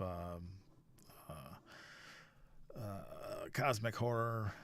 We'll probably do some Dracula. See, and Dracula and Frankenstein are 2 other books that they're you'd be surprised how freaking long they are.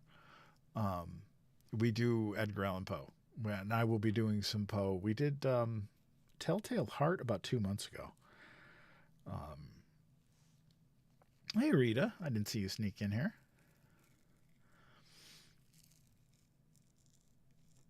Yeah, so I mean, definitely some Edgar Allan Poe. I always do a live reading of The Raven.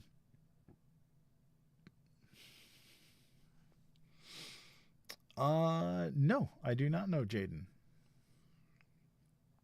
In and out tonight. Yeah, no, I hear you. I hear you. Telltale Heart is usually everybody's first exposure to Edgar Allan Poe. It's a great story, and I love reading it live because it is the narrator is so unhinged, absolutely unhinged, and so I can really like that's a chew the scenery book, a story, because you just get to just act like a complete lunatic because the narrator is completely nuts. But we'll probably I'm gonna bring in a guest voice actor to do I'm hoping to do the Cask of Amontillado, and I've got oh yes, the yellow wallpaper. Oh, Rita, were you here when Tessa and I did that?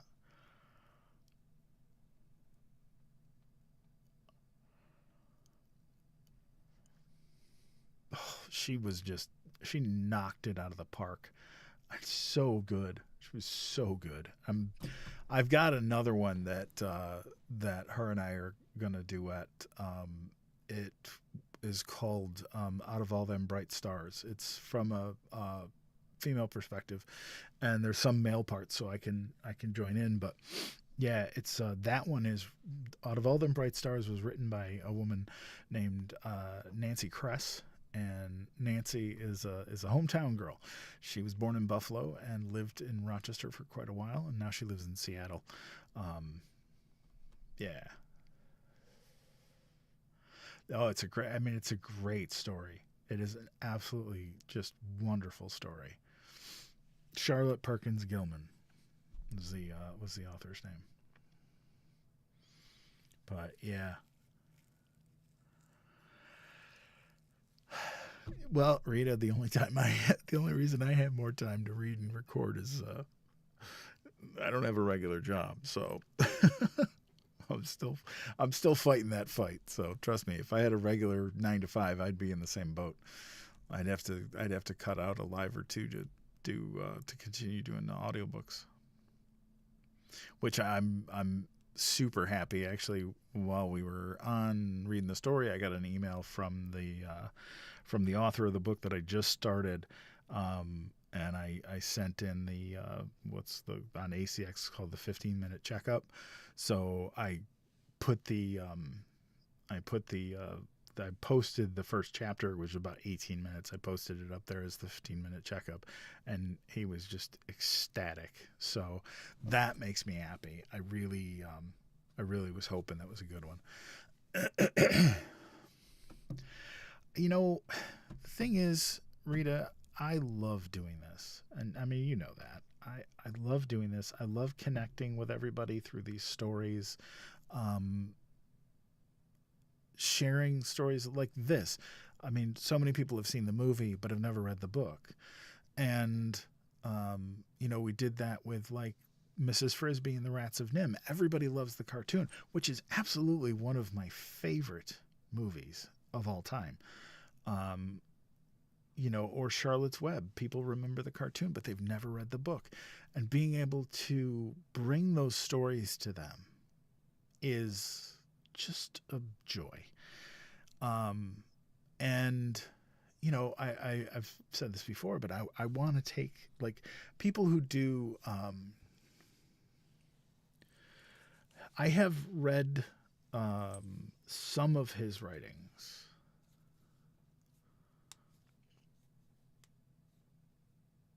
Oh, Maddie, you're very welcome.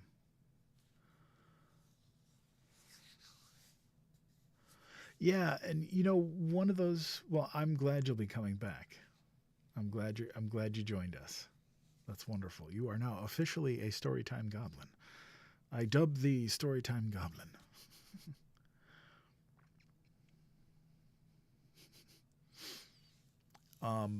It's I want to be able to. I want to do like live shows with an audience at like a independent bookstore somewhere, to be able to go around and actually meet some of you all, the part of the community, and also do live shows. And I just think that would be so much freaking fun, because like I'm going to be traveling over to the UK next year, hopefully, fingers crossed. And I've already got my my daughter over there. She's scoping out independent bookstores to see if one of them would be willing to host a live show. So that would be fun because I've got a lot of listeners in the UK. So that would be awesome. International Papa. Undead Papa on tour.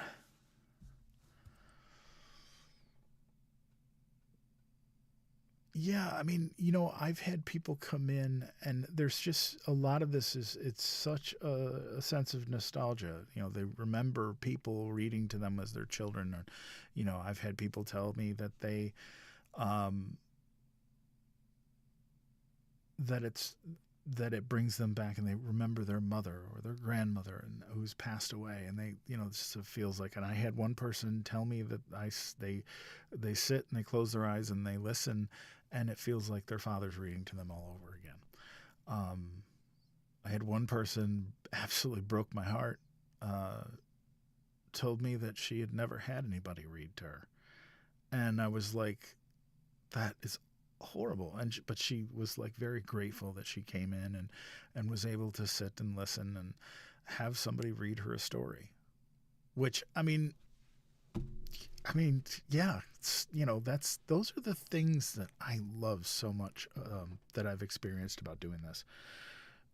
Is just connecting to people through stories, and because it is one of the oldest ways of transferring information, or one of the oldest ways of building community. I mean, 1,000 years ago, 2,000 years ago, they sat around the fire, and the one of the village elders, told a story. Or you had the traveling bard who would go to the tavern and tell a story. And the whole, one of the themes that I talk about is, sitting around the campfire. That's what this is for me. This is sitting around the campfire telling a story. And whether that story is a story like this, or like Winnie the Pooh, or it's a story like, The Body Politic by Clive Barker, which I just freaked everybody out with. Or the other one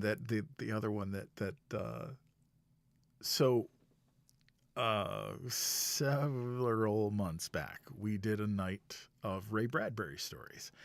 And back then, I hadn't nailed down my reading pace and the word counts of the stories, which I do now, so I can plan very easily. And we ran out of time. Well, we only had time for one story out of the two that were left, and one was called The October Game, and then the other one was called The Small Assassin. Well, I put it to a vote, and everybody picked The October Game, which had a really disturbing ending. And then it was the next night where we were like, okay, we're going to read the story that you guys didn't pick. And the story, if you guys don't know, the story, The Small Assassin by Ray Bradbury, is about a murderous baby. And the reaction to everybody, like when I finished that, chat was dead silent. I mean, everybody was like, what? So yeah, come to find out, they were in for something disturbing no matter what they picked. So, and I love taking you guys on those journeys. I mean, one of the storytellers that I love so much was that I loved ever since I was a kid was Vincent Price. And he had this way of telling a story that he always had that smirk on his face.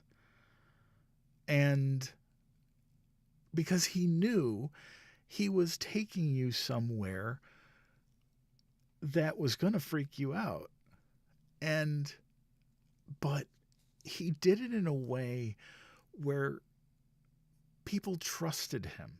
Like, I'm going to put myself, yes, Vincent, I'm going to put myself in your hands, and, I'm going to go with you, and you're going to take me on this journey. You're going to scare the hell out of me, but I trust you. And that was the coolest part about it. But he always knew. He always had that look on his face, that little smirk where he was like, yeah, you're in for it. You don't know how bad it's going to get. And that's like, to me, that was like the epitome of that thing. The other storyteller that I love so much is Rod Serling. Just in how he presented the stories in the Twilight Zone, is something that I've always loved. I like when I don't know what to watch, I'll go out on like Pluto TV, and there's a Twilight Zone channel, and I'll just run that, and I could watch Twilight Zone all day long. So good. So good. But, it's like, I don't want to be Vincent Price. I don't want to be Rod Serling. I want to be my own storyteller. But I want to be the kind of storyteller that if those two gentlemen were to see me doing this, they would smile and they would nod and say, yeah, you got it right. Unfortunately, they're both dead. So my hope of that is dashed.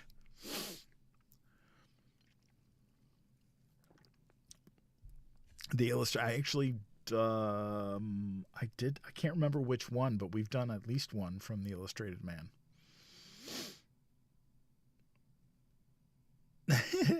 Yeah, no, I hear you. There's some of them that were freaky, that just would freak you out. Yeah, I could, yeah. And his movies, his whole series of Edgar Allan Poe based movies that he did with Roger Corman are masterpieces. I don't care what anybody says. Well, Dan, I'm glad I could help. Well, Tessa, that explains a lot.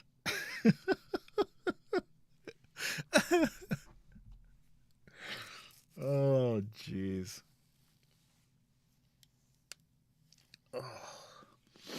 Oh, 96 followers.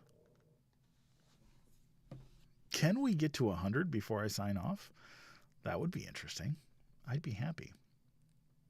Well, if you're here and listening and you haven't followed yet, please feel free to do so. That would be really cool to get up to 100 new followers tonight. One of us, one of us. Gooble gobble, gooble.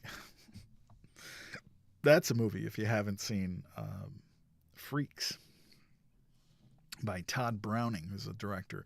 Todd Browning also went on to do the Bela Lugosi Dracula. So the man has a horror pedigree for sure. And I love those old Universal films. They're so good. They're so good. And I mean, you watch the Universal Dracula film or the Frankenstein or Bride of Frankenstein, and those movies hold up. They really do. One that, if you've never seen it, is a science fiction film, silent film called Metropolis by the director's name is Fritz Lang. That movie, silent movie, actually holds up really well, as does the original Nosferatu. Those movies really, surprisingly, hold up very well. And I unfortunately my to be watched list, uh, yeah, of movies is like longer than a CVS receipt, as I say. I'm so far behind. Tessa keeps, have you seen this movie? No. No, I have not. Yeah, Tubi's got some great stuff. And some of the stuff that they have is stuff that is just disturbing. Like, I want to go watch Winnie the Pooh, Blood and Honey. I haven't watched that yet. And there's also, I didn't know they did now that Popeye is, yeah, I know. Good night. Glad to have you here. I did not know that after it turned public domain that somebody made a Popeye the Sailor Man horror movie.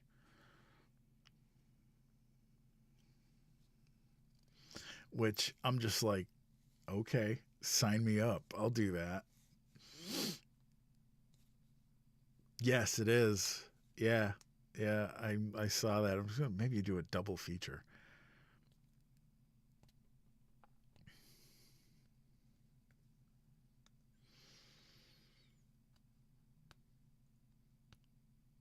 Oh, that's right.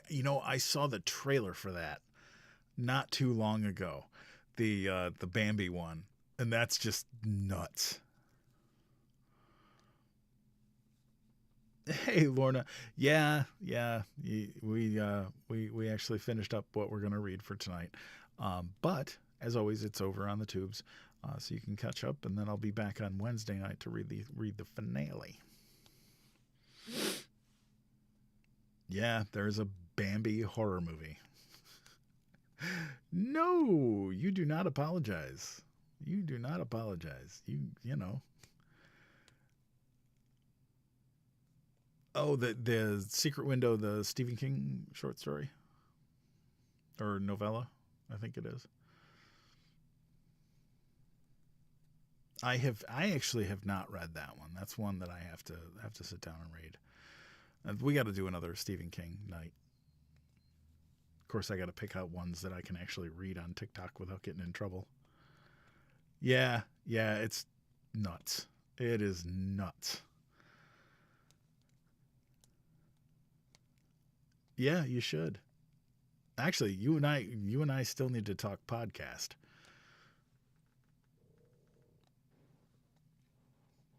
But yeah, I absolutely a master. I mean, one of the Dark Tower series, as far as I'm concerned, is probably one of the best. Yes, absolutely. It's probably one of the best book series ever. It's an absolute masterpiece, especially when you scratch the surface and get underneath, and it's so like. Well, Tessa, you remember the whole if you take Michael Myers, Jason Voorhees, and Freddy Krueger, who wins? And that's Jason Voorhees. There's no question. Absolutely no question. Michael Myers is just a really strong, crazy guy. So Jason wins there. Freddy he feeds on fear. That was his power comes from fear. And Jason has no fear. So Freddy loses.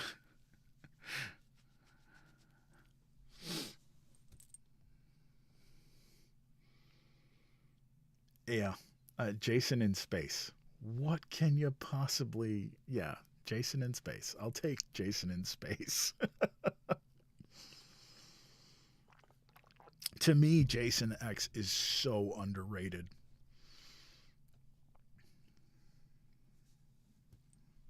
See, that's the thing. In order to go into the dream space, Jason would have to fall asleep, and he's a damn revenant. He doesn't sleep. Of course, that's. I mean, and it is canon that Jason beats Freddy.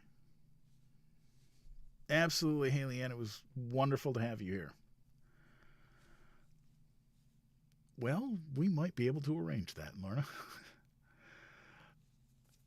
But yeah, Jason X is absolutely freaking underrated. Absolutely underrated.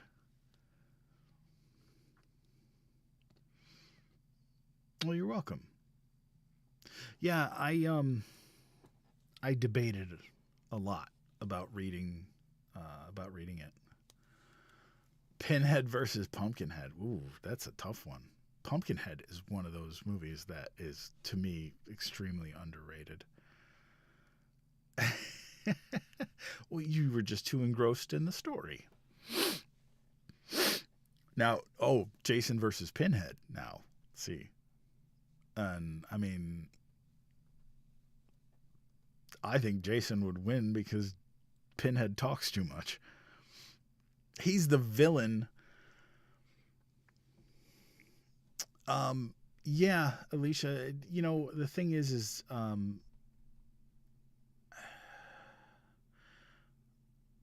don't want to. I wanted to share the story because it's a wonderful story. But I think that there is something to be said for pulling back. Um, but based on what I've read and the status of that situation, I decided to go ahead and read the story. I know some people um, were not happy that I read last night. I actually got some messages about that, and I get it. I do. And I'm not dismissing what he's being accused of, and I'm not dismissing the accuser either. Um, yeah, it's a tough situation separating the art from the artist. I mean, we do that, and the thing is if you think about it, we do that. Um, we do that with H.P. Lovecraft. The man was a huge xenophobe. I mean, huge xenophobe. Um, and but his work is so good and so pivotal to uh, the horror genre of literature in the first. I mean, just without H.P. Lovecraft, you don't have Stephen King. You know, um, and I think that it's yeah, you know, um, the like I wanted to read. So there's another author that I wanted to read was Robert E. Howard, and it was a pulp writer from back in the 1920s, and the man created Conan the Barbarian, Kull the Conqueror, Solomon Kane. Um, yeah, and then you know you get and you get into some of his other stories, and the man uses so much racist language and so many racial stereotypes that it's I couldn't read it. I couldn't read it on TikTok or YouTube because it would get me in trouble.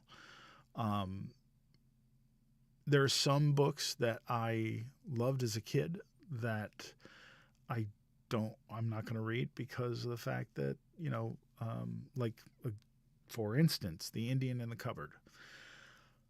It is the racial stereotype of the Indian in that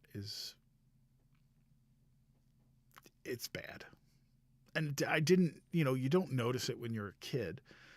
And, back in the 80s when I was growing up, nobody really thought about it. Or at least most people didn't think about it. But as we've progressed as a society, we started to look at things and went, "Oh, that's not nice. we don't do that."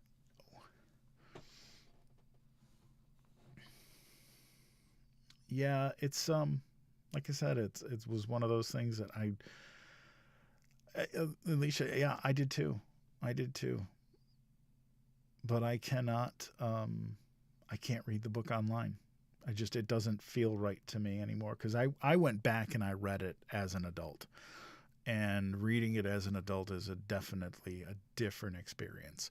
Um, and I have friends who are indigenous, and yeah, we all had those. Yep. Yeah, there's so much just systemic uh, racism that was just built into the way we were brought up, and you start to look back on it now as we've grown as a society, and you're like, oh, that's not good. That's not good. That's not good at all. But all right, I'm not going to get those last two followers.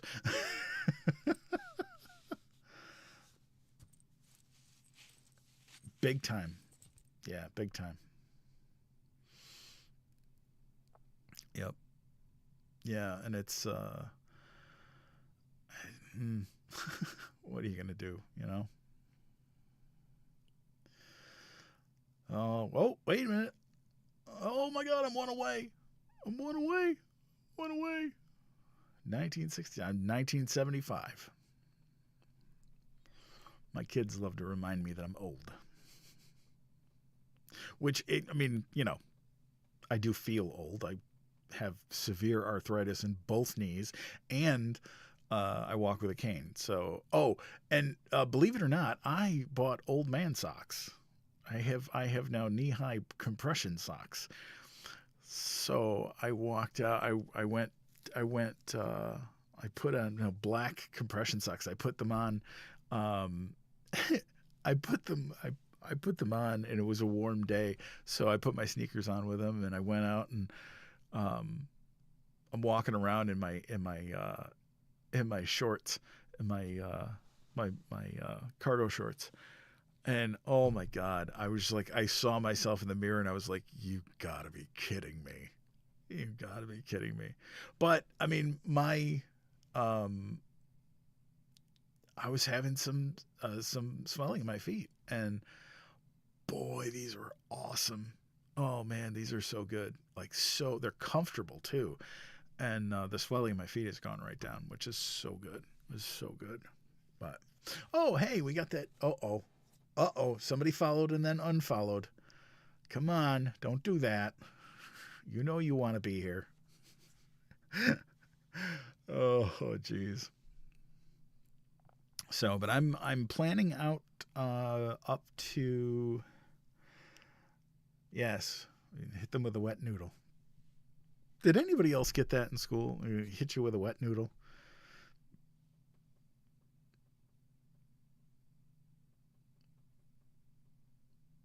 Right.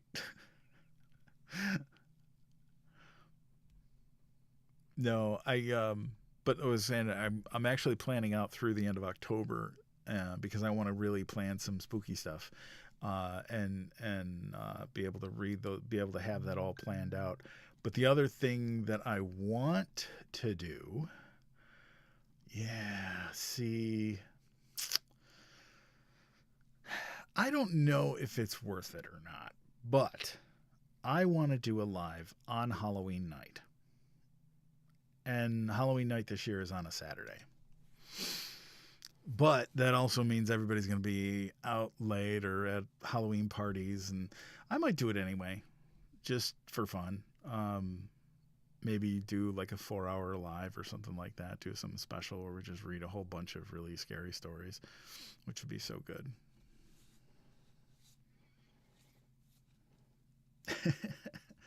I probably will. I've done that. I did that last year, and I also did a Christmas Eve live, which was fun. That was a lot of fun to do. So, well,